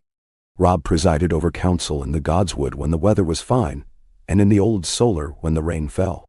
He listened to everyone, Glover, Manderley, Karstark, the young southern knight who had come north after the fires and never left, and the wildling woman who now managed half the dairy herd. The council always ended in laughter, and every decision was carried by a show of hands, no voice left unheard. Catelyn, her hair streaked with silver, her eyes shrewd and bright, remained the castle's conscience and its heart. She oversaw the sick house with Maris and the new healers, and it became known from the mountains to the sea that any who entered the north for peace or healing would be welcomed as kin. She managed the storehouses and the weaving rooms, but she also walked the fields and the walls every day, seeing everything, forgetting nothing, greeting everyone by name. Ned Stark moved quieter now, his hair white as first frost, his stride steady and slow, but his gaze was clear and undimmed. He kept up his walks among the gardens and through the rebuilt villages, and at dusk he would sometimes linger by the heart tree, listening for the voices of the past, the old gods, the memories of fire, the laughter of his own lost kin. If he missed Jon, he spoke only to Catelyn and Robb about it, but everyone knew he treasured each letter from the wall, each new name written in Sam's book of memory. As the summer deepened, the harvest feast neared, a tradition now, 3 years running. This year, Sansa had planned a festival even grander than the last, determined that every mouth would be fed and every story told. Banners from a dozen lands hung along the hall. The direwolf of Stark, the trout of Tully, the kraken of the Iron Islands, the sun of Dorne, even the black lily of the reformed ashen rose. now a mark of healing and hope. The day before the feast, Arya led the youngest children on their annual lantern hunt. They ran wild through the meadows, filling baskets with windfall apples and wildflowers. The lanterns they found or made to be floated on the stream at dusk in memory of the lost. Rickon, taller now, was first among them, his wolf at his heels, laughing as he darted beneath the drooping willow branches. When dusk fell, the garden of memory glowed with hundreds of tiny lights. Samwell, smiling, read the roll of the dead and the names of those found anew. Lady Maris, standing beneath the heart tree, led a prayer for peace, not a plea to any god in particular, but a wish from every voice in the pack. At the feast itself every table was laden. Roast fowl, trout and lemon, oatcakes, boiled crabs from the white knife, fruit pies, honeyed nuts, and the last of the winter cheese. Children danced in the yard, and the older folk toasted the pack, the harvest, the future. Even the Ironborn, who once would have shunned such fellowship, laughed and told tales of storms and salt and fire, and the wildlings sang a song of the sun and the moon that ended in howls and cheers. Robb rose, glass raised, and all fell quiet. "We have built something new," he said, his voice carrying over the tables, "out of memory and hope, not out of fear. The world beyond our walls is still hard, but here, in the pack, we are never alone. This is our shield. This is our promise." Sansa sang next, the song of the pack in the garden, her voice strong and sweet as spring rain. Arya, standing by the door, let the shadows flicker over her face and grinned at her sister's high notes. Sam read the last lines of his book, how the North had chosen not to burn, but to grow, and how each life lost had become a root that held them all together. As the feast ebbed and the firelight dimmed, Catelyn and Ned walked through the garden, hand in hand. They lingered beneath the heart tree, where the wind carried the scent of summer, and the lanterns drifted slowly down the stream. Catelyn pressed her cheek to Ned's shoulder. "Do you remember the fear, Eddard?" she whispered. "I remember," Ned said. "But I remember this more." Catelyn smiled, content. "We did not defeat darkness with swords alone. We made something that will last, and we taught our children to cherish it." Ned squeezed her hand, the old strength undimmed by age. "The pack endures," he said, "and the North remembers." So the night deepened, laughter fading into song, song into silence, and silence into the long, slow breathing of a land at peace. In the years that followed, the story was told and retold, how Winterfell had not merely endured, but become a beacon, how memory, and hope, and the stubborn love of the pack had changed a world wounded by fire. And every spring, every harvest, every time a lantern was set adrift or a new sapling planted, the tale continued, written in green and gold and laughter, and the light of 1,000 stars above the heart tree, where the story never truly ended, and the pack, ever watchful, ever together, survived. Oh, bah! When the summer's last heat broke, the land around Winterfell yielded its richest bounty in living memory. The wheat stood tall as a man's chest, and the barley shone like spun gold in the late afternoon sun. Orchards bent heavy with apples and pears, berry bushes burst with fruit, and the fish ran thick in the river, so that children could catch them with their hands. The air itself was fragrant, carrying in the scent of sun-warmed hay and sweet wood smoke. It was as if the earth, after long hardship, repaid the pack for every kindness, every shared labor, every small mercy they had extended to one another in those bitter years. The days grew gentle. Instead of rushing to survive, the people of Winterfell and their kin scattered through the fields, gardens, and halls, doing their work with laughter and ease. The youngest children, north and south, ran barefoot along muddy tracks, or swung from the apple trees in the pack's garden, singing Sansa's harvest songs at the top of their lungs. The wolf children, a new generation led by Arya and her best scouts, swept the countryside for miles. They tracked poachers, mended fences, brought in strays, lost dogs, orphaned lambs, even a wayward wildling boy who ended up apprenticed to the blacksmith after Arya saw him best ricken in a wrestling match. Sansa herself became a legend before her time.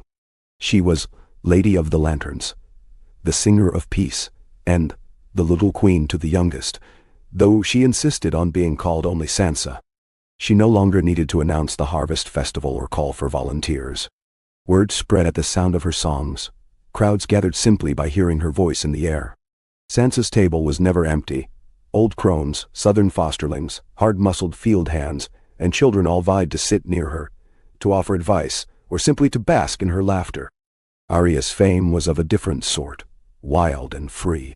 She came and went with the dawn, her boots stained with dew. A wolf or two always at her side. She led her scouts as far north as the lakes, as far south as Barrowton, reporting back on every new settler, every sick animal, every broken cart and lost child. The legend of Arya Stark grew as the land healed.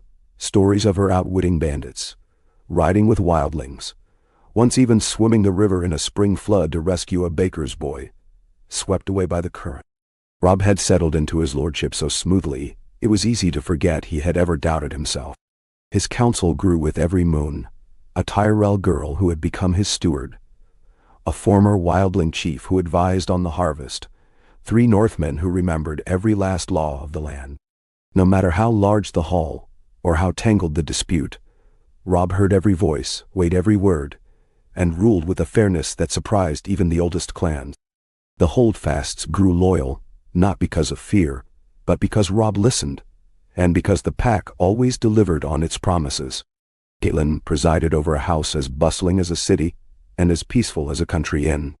The healing house, tended by Lady Maris and a dozen apprentices, rang with laughter and the smells of clean linen, herbs, and bread. Catelyn's hand was in every celebration and every comfort.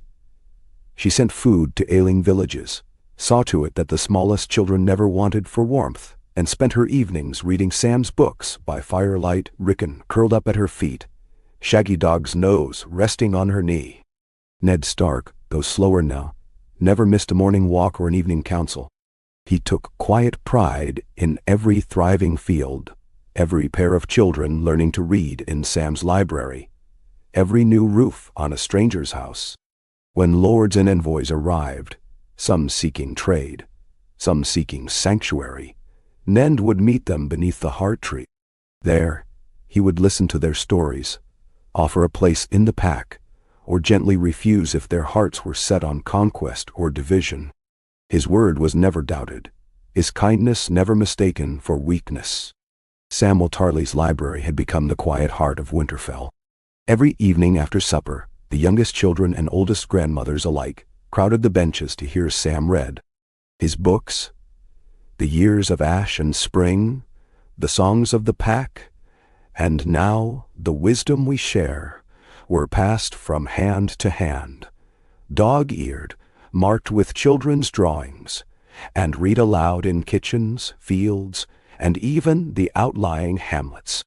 The stories in those pages were no longer just of hardship and hunger, but of gardens won back from fire, of peace made from loss, of kindness building something new from the ashes.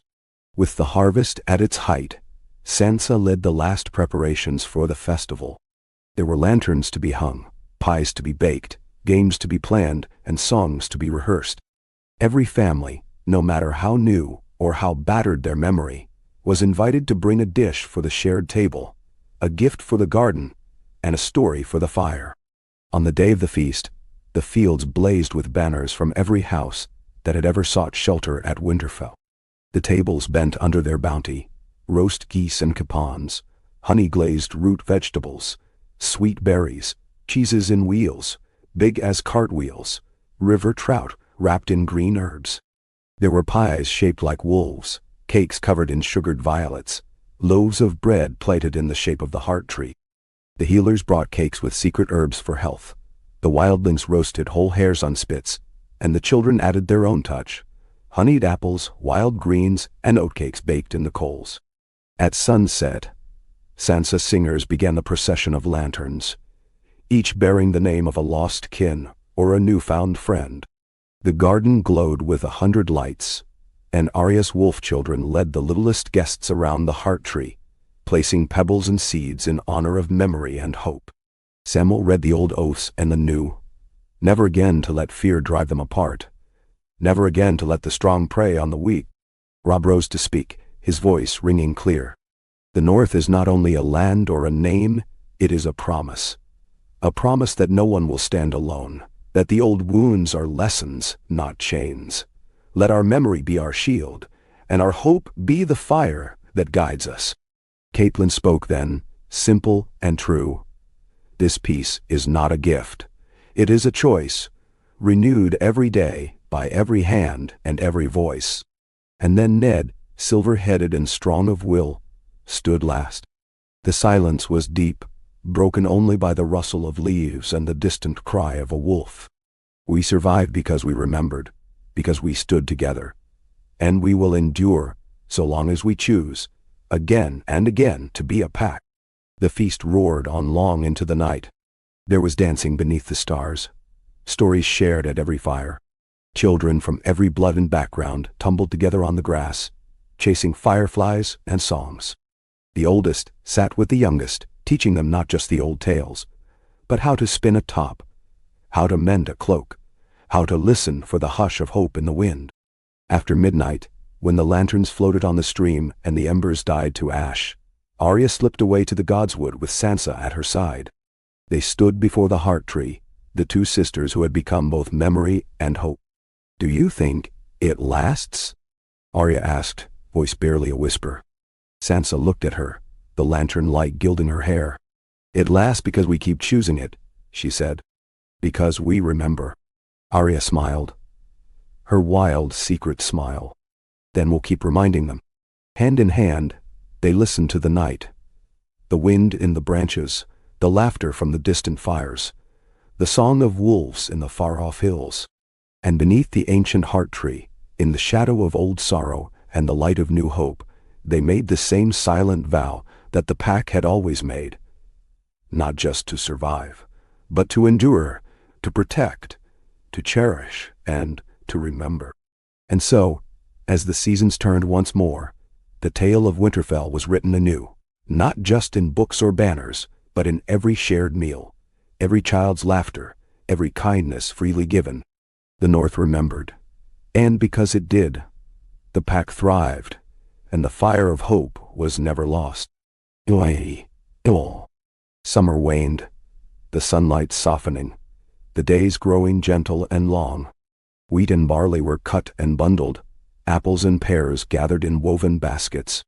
Autumn crept slowly into the land, painting the forest's edge with crimson and gold, until the pack's garden lay heavy with fallen leaves, and the air tasted of wood smoke and cider. But the harvest was abundant beyond memory.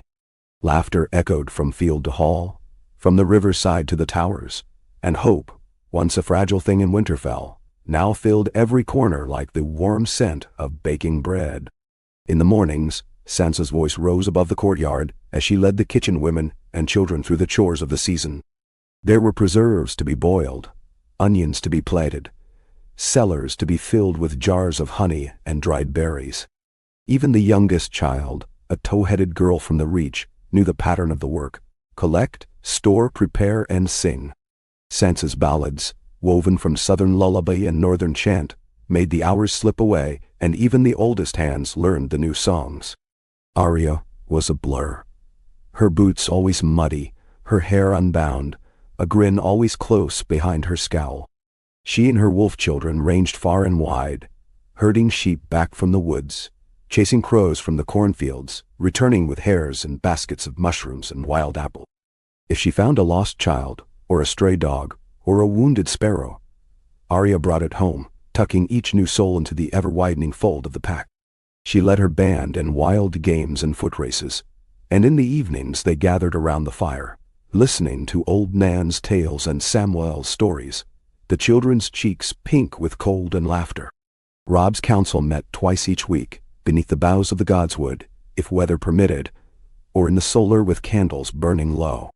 The long summer had brought new faces, a merchant from the Stepstones seeking trade, A lord's daughter from the Stormlands wanting to study healing. A pair of sisters from the Iron Islands who had come north for peace. Robb heard each case, weighed the words, and, with Catelyn and the council, found a place for each petitioner, so long as they honored the oaths of the pack.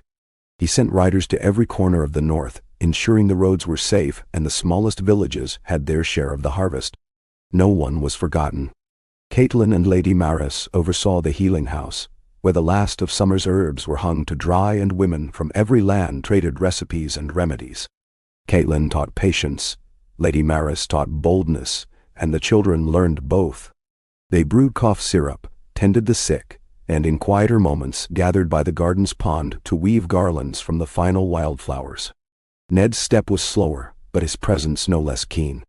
Each evening he walked the garden with Rickon, telling the old stories of how the pack had faced the dark, of wolves and lost kings and the lesson of the heart tree. Sometimes Sansa or Arya joined them, and Ned would listen to their laughter and remember a time when such peace was unimaginable. He spoke often with Samwell, who now spent his days writing not only the annals of Winterfell, but letters to every corner of Westeros. Sam's books and his new broadsheets, simple stories and news copied and sent by careful hands, carried the wisdom and hope of the North to places where fear still lingered. As autumn deepened, Sansa's harvest festival returned, grander than ever. The keep was swept and decorated with garlands of red leaves and late-blooming sunflowers. Kitchens steamed with bread, pies, honeyed root vegetables, and the sharp tang of cider. From every hall and hamlet, people came with gifts for the table: wild duck, smoked fish, apples, cakes, sacks of oats, jars of pickles. The youngest children, dressed in green and gold, scattered petals along the flagstones. Arya's pack led a parade of dogs, goats, and one clever pig through the yard, to the delight of all. On the evening of the festival, as twilight turned the sky violet, the people of Winterfell and all their kin gathered in the Garden of Memory. Lanterns flickered among the saplings, their light mirrored in the still pond. Sansa's singers performed a new song, a promise of peace and kinship, of memory that never faded, of hope passed from hand to hand. Samwell read the names of the lost, his voice steady, and the old pain was gentled by the weight of so many new joys. After the meal, Robb stood and called for silence. "This harvest is not only the earth's gift," he said. "It is the fruit of every hand, every voice, every promise kept. We are the shield and the story. We remember, and because we remember, we thrive." Catelyn, standing beside him, spoke next. "In the coldest times, it was the smallest kindness that kept us whole.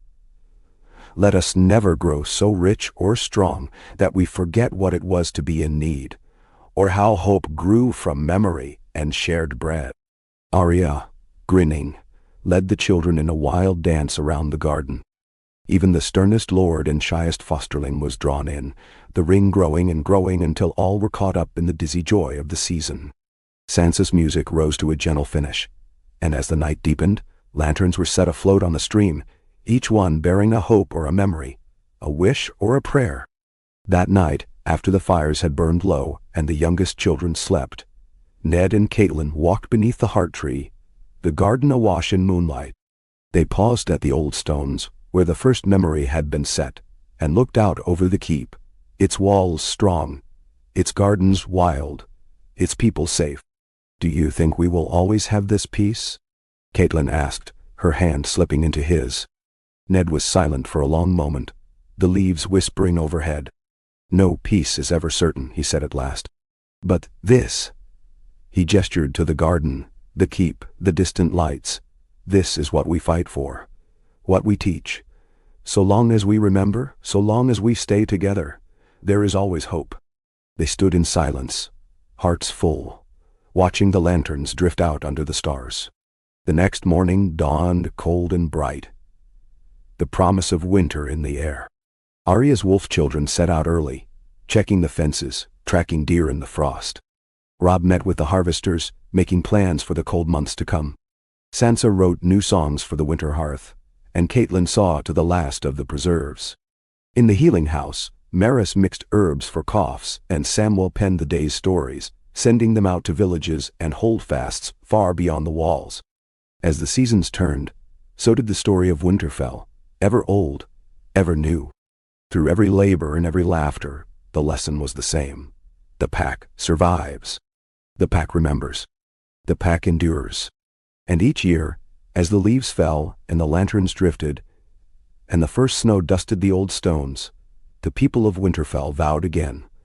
They would not forget, they would not divide, and they would never let the fire of hope go out. So peace remained, season by season, year by year, a legacy written in song, in bread, in kindness, in memory, and in the unbroken bond of the pack. With the harvest safely in, Winterfell's halls filled with warmth and light. Cooks and children alike worked late by candle and hearth, preserving roots, drying herbs, hanging skeins of onions and garlic in the high, dry shadows. From dawn until dusk, the sound of chopping, laughter, and songs echoed through kitchens, corridors, and cellars. In the evening, after the last cauldron was scrubbed and the bread set out to cool, the pack, old and new, gathered in the great hall.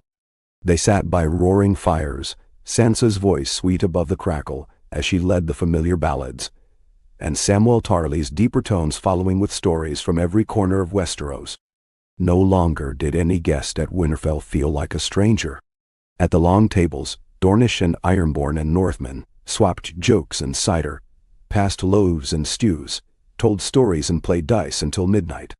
The kitchen staff, once a gaggle of girls from the green lands and boys from mountain villages, had become kin.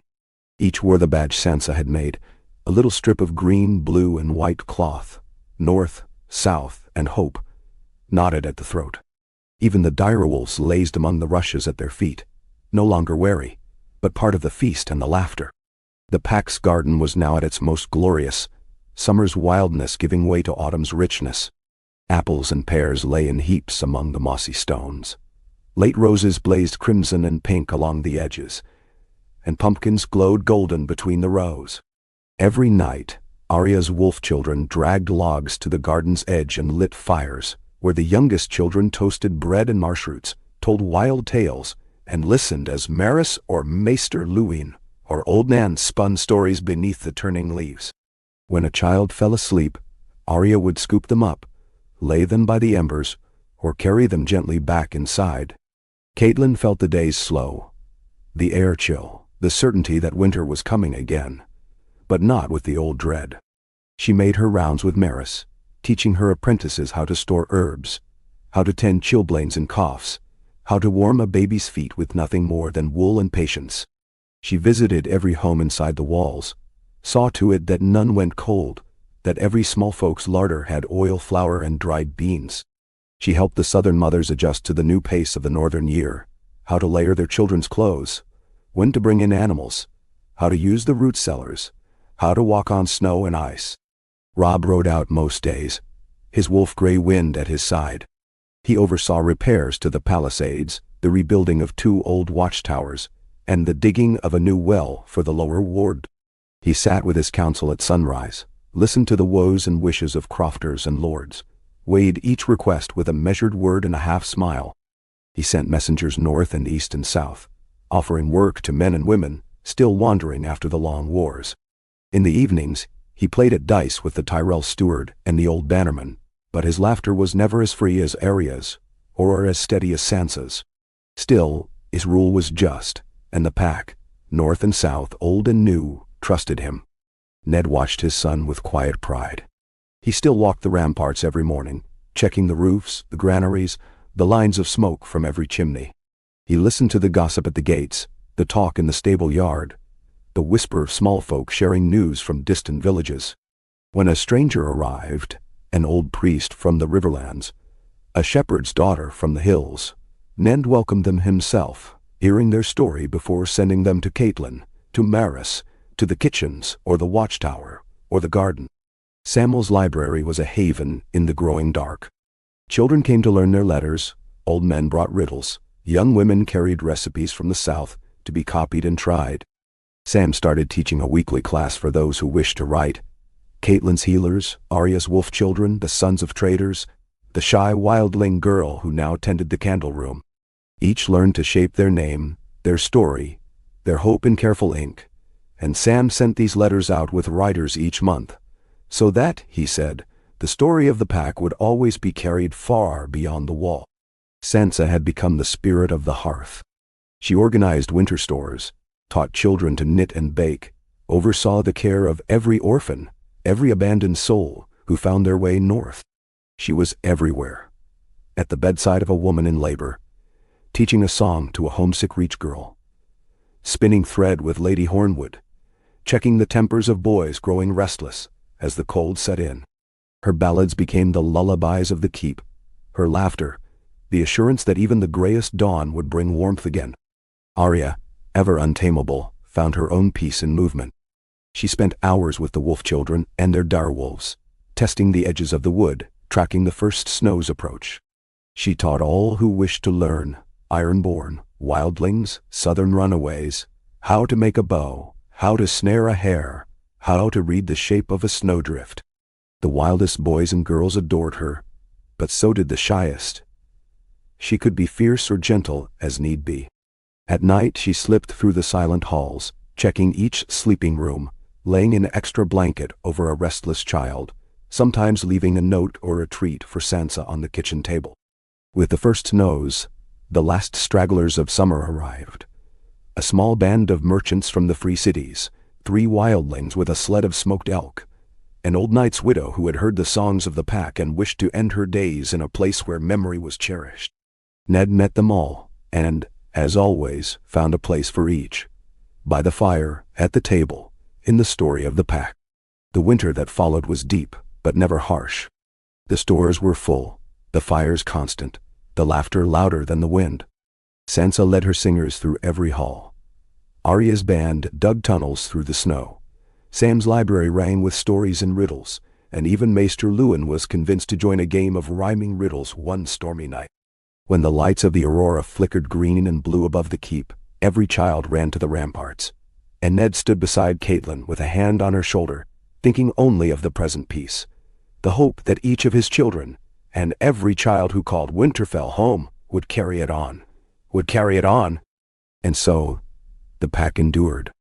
Not just in name, not just in song or book, but in every word, every kindness, every shared fire.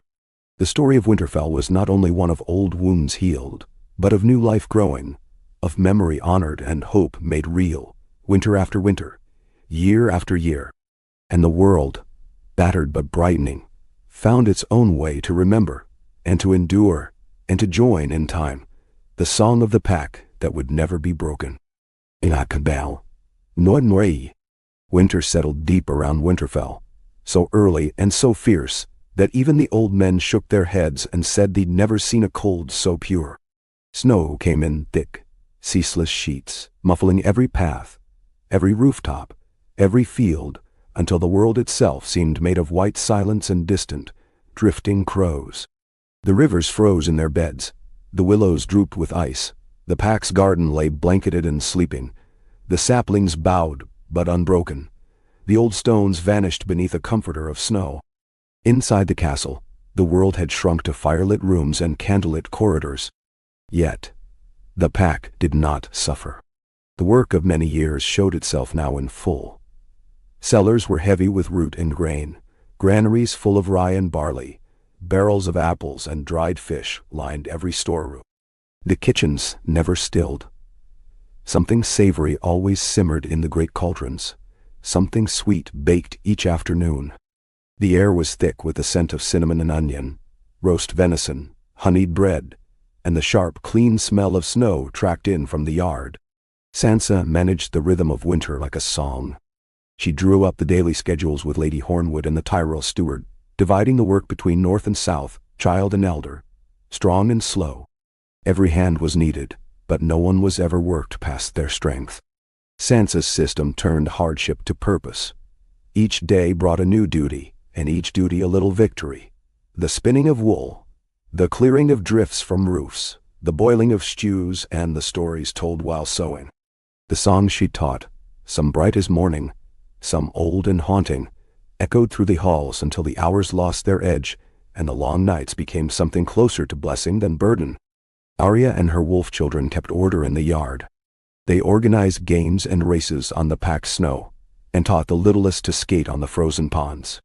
Each morning, Arya checked the storerooms and the stables, led the older children to clear the paths and feed the animals, and led patrols atop the walls to watch for strayed sheep or wandering snow-blind travelers. If any house was snowed in, Arya and her pack found a way, digging tunnels, hauling firewood on sledges, carrying baskets of bread and news from hall to hall. No one was left out. The wildlings had become sledmasters and storytellers. The Ironborn, adept at hauling ice blocks and fixing leaks in the storerooms. The Southerners, now skilled at layering furs and sharing old summer secrets of medicine and cheer. The children, whatever their birth, learned to help and to teach in turn. Arya saw to it herself that even the shyest child was made part of the circle. At every meal, at every game, at every tale told by the hearth. Robb's counsel shrank to the solar, the world beyond the walls almost unreachable. He listened to reports from the nearest villages, sent runners when weather allowed, and read letters by firelight from the more distant settlements. Every word a lifeline, every name remembered. Robb took advice from all. Old Lord Glover with his tales of past blizzards, Lady Maris with her southern knowledge of preserving food, even Rickon, who knew every child's complaint and every dog's howl by heart. The meetings ended in laughter as often as argument, and every decision made was repeated at the evening meal, so that the pack knew its own mind. Catelyn and Maris worked tirelessly in the healing house, and it was often the warmest, busiest room in Winterfell. There, mothers nursed their babies while old men soaked chilblained feet, and the apprentices made medicine from dried herbs and honey. Catelyn had seen every kind of winter illness in her day, but nothing now struck fear. There were hands to help, eyes to watch, and a kind word at every bedside. Sickness came and went as it always did, but rarely lingered, and the keep was filled with the sound of healing, of new life growing strong behind stone and snow. Samwell's library glowed with lamplight long after the children slept. Sam read and taught and wrote each day, recording the events of the season, copying down recipes and riddles, collecting tales from every guest and traveler. His new book, Winter Song and Hearth Tale, became the night's comfort, read aloud in every hall before the embers died. Sometimes, in the library's hush, Sam looked up to see Maester Luwin watching him, his smile as proud as if Sam had been his own grandson. As the cold deepened, traditions blossomed. Sansa revived the old festival of the Long Night, filling the great hall with lanterns and song, bidding the children craft garlands of holly and pine and painted pebbles to brighten the windows. Arya and her pack staged a midnight hunt for sweetmeats, clues hidden in snow tunnels, treasures tucked beneath eaves and in forgotten corners. Samwell and Lady Hornwood wrote riddles for the elders, and Catelyn brewed mulled wine with orange and clove, passing it from hand to hand. On the longest night, the whole pack gathered in the Garden of Memory. Each child carried a lantern, and each lantern a hope, a wish for the world beyond the walls, a prayer for kin living and dead. Sansa sang as the lanterns were set into the snow, their glow a promise against the darkness. Ned, standing beneath the heart tree with Catelyn and Robb, looked out over his family, his friends, his people, all bound together by warmth, by memory, by choice. "There is no fear here," Ned said, his voice strong in the frosted hush. "We have turned winter into home. We have built our spring within these walls." And it was true. While the storm howled beyond the battlements, inside the castle, every room gleamed with purpose and belonging. Children slept sound in rooms once cold and empty. Wolves and hounds curled by the fire. Old enemies played at dice. Even the lost were remembered, each lantern in the garden a memory. Each tale told a promise, each kindness a shield for the next storm to come. As the days slowly began to lengthen, a change came over the pack. Not just relief, but gratitude. The food was no less precious, the chores no less necessary, but each hour was easier than the one before. Where there had once been only endurance, now there was delight. Children grew strong in the snow. The old grew wise in the company of the young. The pack endured, as always, but now it thrived. When at last the snows began to shrink from the walls, when the sun melted the icicles from the ramparts, Winterfell burst into song and movement. The pack spilled out into the pack's garden, laughing, shouting, flinging off cloaks to feel the pale warmth. Sansa led the first chorus of spring. Arya herded the youngest into a race for the first green shoot, and Robb opened a council beneath the waking sky. Yet even as the world turned toward spring again, the memory of this winter lingered, clear and bright as lantern light, strong and gentle as a hand in the dark. It was not a story of hardship alone, but of triumph, of laughter, of love given freely and returned manyfold. In every heart, the promise echoed, year after year, storm after storm. The pack survives. The pack endures. The North remembers, and hope returns with every dawn. When the snows at last began to recede from Winterfell's walls, it felt as though the very stones of the old keep breathed again. Icicles shattered from the ramparts, and runoff carved bright, laughing rivulets through the courtyards.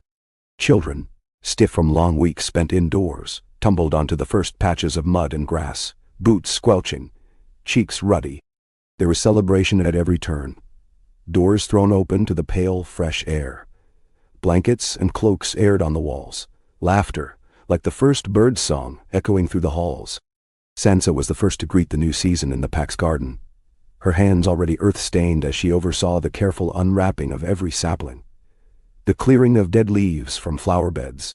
The memory stones, buried under snow for months, glistened with meltwater, each one cleaned by little hands that Sansa guided with gentle words. The children of the pack, northern, southern, wildling, free folk, all knelt beside her. They planted crocus and daffodil bulbs, each one an offering of hope, each one a story for the spring. Arya, freed from the confines of winter, vanished for hours into the woods, her wolf children trailing after her. They returned with wild leeks, and the season's first rabbits, stories of lynx tracks, and a glimpse of migrating birds high above the trees. Arya's wildness had become legend among the children. Her pack doubled, then tripled, until even the southern-born dared to follow her beyond the gate. At night, they returned to the garden's edge to recount their discoveries, Arya's laughter carrying clear above the snapping fire. Robb oversaw the great spring repairs, striding through slush and half-frozen puddles, directing teams of laborers as they mended fences, thatched roofs, and drained flooded cellars. He was everywhere, praising, urging, settling disputes with a clap on the shoulder or a word of honest encouragement. It was said that no lord ever knew more names, nor took so much care to see that the weakest found honest work. His council met outdoors now, circled by children and elders alike, and even the most sullen holdfasts began to smile at the sight of their lord among them. Sleeves rolled, mud on his boots. Catelyn returned to her rounds as soon as the snow melted from the healing house threshold. She and Maris tended chilblains and spring fevers, checked every larder and well, listened to the small complaints and the large griefs that winter had left behind. The mothers who'd once doubted their place in the pack now sought her out for counsel, or simply for the comfort of her presence. She helped Sansa design new cloaks for the children, fashioned of all the scraps left from the winter's sewing, each a patchwork as bright and various as the new North itself. Ned Stark, his hair white as the last drift, seemed more content than ever in these slow thawing days. He took long walks with Rickon through the slush and mud, pointing out the earliest signs of green, reciting the old stories for his youngest as they lingered in the godswood. Often he stopped to rest beneath the heart tree, and those who found him there spoke of a gentleness and a gravity that made them feel both at ease and full of purpose. Every visitor to Winterfell, be they merchant, wildling, or distant lord, was granted an audience with Ned beneath the boughs, and his blessing was regarded as the surest omen of the season's turning. In the evenings, the great hall filled with light and music. The ballads Sansa had woven through the long winter became the themes for the coming feasts. Samwell Tarly, growing stouter by the year, cheeks pink with health, sat by the fire and read aloud from his newest volume. Tales of this winter, of small heroics and everyday mercies, of the games the children had invented to keep hope alive on the darkest days.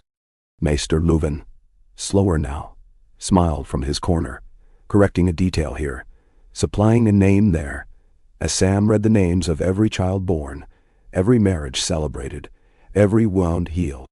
When the first true market day arrived, Winterfell teemed with visitors. Wagons from the coast brought salt fish and sheepskins. Farmers from the barrows brought onions and casks of cider. In the Pack's garden, stalls bloomed with winter root pies and the first new cheese. Arya's wolf children gave tours of their secret paths and hidden dens. Sansa's singers performed in the open, voices joined by old and new, their songs heard as far as the city walls. Even the most stoic old clansmen found themselves drawn into the whirl, trading news and gossip, tasting the first wild greens, sharing laughter with strangers as though they were old friends. The garden itself became the center of spring. Maris led lessons in herb lore, Catelyn in the care of wounds and the making of medicines from early flowers. Sansa's circle of weavers spun bright banners to hang from the apple branches. The children, everyone, planted a seed or set a stone or wove a bracelet of grass to leave at the heart of the garden, each act a prayer for a year of peace. One morning, a rider came up the King's Road bearing news from the south. There were still troubles in distant lands, it was true. Traders delayed by banditry, whispers of old lords raising banners, a fire in a far city that reminded some of the years of ash. But the north held steady. The roads were safe, the food plentiful, the bonds of the pack growing ever wider. Each message was taken to Robb's council, and all, even the wildlings, had their say. As the weather warmed, Arya's wolf children and Sansa's singers joined forces to create the great pageant of the spring. A play performed beneath the open sky, telling the story of the pack, how they had turned fire to life, how they had welcomed strangers, how they had remembered, and how they had endured. Samuel wrote the script, and every child had a part.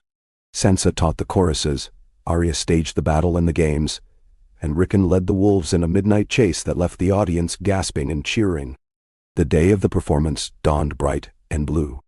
All of Winterfell turned out, joined by visitors from every neighboring holdfast.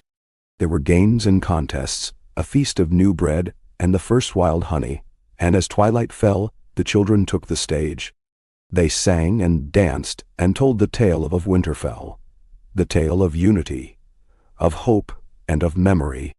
The play ended with Sansa and Arya hand in hand, lanterns lit and held high, the pack gathered close, their voices raised in the anthem Samuel had written.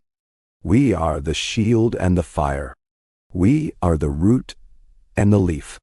We are the song and the story, the memory, the hope, the belief. Through winter's heart we wander, through summer's green we roam, but wherever the pack is gathered, that place is always home. The cheers echoed long into the night. Lanterns were sent floating down the thawed stream. The last stars vanished behind the banners, as the feast gave way to song and stories and, at last, quiet peace. And as the months unfolded, spring into summer, summer into the promise of another golden year, the heart of Winterfell pulsed strong and true. The pack remembered, and the garden grew, and every season, every gathering, every small kindness became part of the larger tale. In the end, it was not just Winterfell that endured, but an idea that peace could be made and kept, that memory could heal, that hope could be planted and would, if tended, flourish even after the longest winter. And so, year by year, voice by voice, the story continued, woven into every leaf and lantern, sung beneath the heart tree, cherished in the hearts of all who called the pack their own. Ka. The long spring lengthened, and warmth crept slowly into the bones of Winterfell. Where once snow had blotted out all sound and color, the world was now awake with running water birdsong, and the laughter of children tumbling barefoot in the sun. The pack's garden, so long a place of memory and solace, had burst into riotous green. Blossoms crowned every sapling, and the moss-grown stones were nearly hidden beneath drifts of violets and tiny wild strawberries. Even the old heart tree had put forth new shoots, red leaves trembling in the light. The people of Winterfell, so long bound by hardship, moved with new ease. Each morning the castle rang with the bustle of work. Menders in the courtyards repairing harness and roof tiles. Children carrying baskets of greens and early onions from the kitchen plots. Bakers setting bread to rise. Every voice was heard, every hand called upon. There was never idleness, but never want. In the great hall, the daily breaking of bread had become more than a meal. It was a gathering of kin, of all the faces, old and new, that made the pack. Sansa's songs, now known from White Harbor to the woods beyond the wall, became the hour bells of the day. Her ballads greeted the dawn and sent the children to sleep. She worked with Lady Hornwood and a dozen apprentices, teaching the southern ways of pickling and preserving, blending them with old northern methods of drying and curing. Each recipe written down, each lesson sung, found its way into Samwell's growing library, so that none of the knowledge gathered through the hard years would ever be lost. Arya led her pack in wilder pursuits, the hunting of rabbits and the gathering of mushrooms, the scaling of towers and the mapping of secret tunnels in the ancient walls. When she was not in the wilds, she was found with her wolf children and wildling friends in the garden or by the river, teaching the young how to swim in the thawed pools, how to track the flight of swallows, how to balance barefoot on the backs of running sheep. Her laughter had become a kind of anthem for the new season, fierce and free. Robb's council, now grown as diverse as the pack itself, spent their mornings walking the fields and their afternoons at long tables beneath the open sky. Every voice was counted, old Northmen, wildlings, southern-born and fosterlings.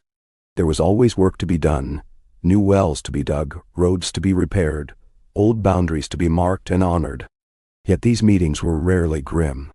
With the war and hunger behind them, even arguments over grazing rights or fishing holes ended with handshakes, jests, and plans for the next feast. Catelyn, hair shot through with silver, managed the seasons as she had managed crisis. Quietly, thoroughly, and with a kind word for all. She oversaw the healing house, where the sick and the weary found comfort in the hands of Maris and her apprentices. She organized teams of mothers and grandmothers to care for the littlest, and trained older girls and boys in the crafts that kept Winterfell running, weaving, spinning, baking, brewing. Every visitor was made welcome, no matter their origin or story. Ned, slower than once, but just as sharp, spent his days in the Godswood or in the Pack's garden, often with Rickon at his side. He listened to the stories of the old and the dreams of the young, ever ready with a word of guidance, a gentle question, a memory of days gone by. The young folk, some who barely remembered the dark years, sought his advice, and he was never too tired to offer it, nor too proud to learn from the world he had helped shape. Samwell's library had grown into the beating heart of Winterfell's wisdom. Each day, new volumes were added. Cookbooks from Sansa and Catelyn, treatises on herbs from Maris, logs of animal births and planting schedules from Arya and her wildlings. The reading hour had become a festival in itself, old and young gathering to share a story, a poem, a bit of news from some far place. Sam had begun to send letters as well as receive them, answering questions from the Barrowlands, the Wall, and even as far as the Eyrie, where young Lord Robin was said to be eager for news of Winterfell's peace. The year's greatest event, Sansa's Midsummer Festival, drew visitors from every direction. Caravans of traders and bands of hopeful settlers arrived days in advance. The outer bailey became a fairground of stalls and games, archery contests and foot races, a stage for the singers and a paddock for the dairy wolves and their pups. Children wore garlands of daisies and bluebells, banners of every house, north, south, and wildling clan, flew from the walls. Arya's wolf children staged a wild tournament for the young, wrestling, climbing, racing in a game of Capture the Lantern that wound from the Pack's garden to the river and back again. Rickon, now long-limbed and quick, led the charge and won the day, his laughter echoing over the fields. At dusk, as lanterns were lit and bonfires flared, the people gathered for the great feast. The tables groaned under the weight of bounty. Roast lamb, pies bursting with berries, wheels of cheese and sweet new honey, trout smoked over alder wood, breads in the shape of the heart tree and the direwolf. The children were given the honor of serving the elders first, a tradition Arya had claimed for the pack. Sansa led the evening's song, her voice rising strong as the banners overhead. The crowd joined in, voices blending in the anthem that had become the pack's own. Memory is our hearth, hope our daily bread. Hands joined in the morning light. The song of the pack is never dead. When the music faded, Samwell rose and read the roll of names. Those lost to the dark years, those born since, those who had come seeking peace and stayed to help build it. For each name, a lantern was set floating on the garden's pond, their light flickering among the lilies and reeds. Catelyn spoke simply. Let us remember not just what we lost, but all that we found. Peace, yes, but also one another. Robb's words were met with cheers. We are the North, and more. We are the pack. No one here is forgotten. No one stands alone. Arya, eyes bright, called the children to the garden for one last race, then returned, grass-stained and breathless, to join Sansa beneath the heart tree. Together, they watched the lanterns drift, listened to the hum of music and laughter, and felt the promise of the new year ahead. As dawn crept in, Ned and Catelyn walked the garden together, passing the mossy stones and fresh blossoms, their hands entwined. Do you think they know what they've built? Catelyn asked softly. Ned smiled. They will, in time. That is what memory is for. That is why we endure. So the days turned, gentle and bright, and Winterfell, its walls alive with voices, its heart secure in hope, thrived as never before. Each kindness, each story, each seed sown was added to the great tapestry of memory, and the pack, always together, carried the song forward into every tomorrow.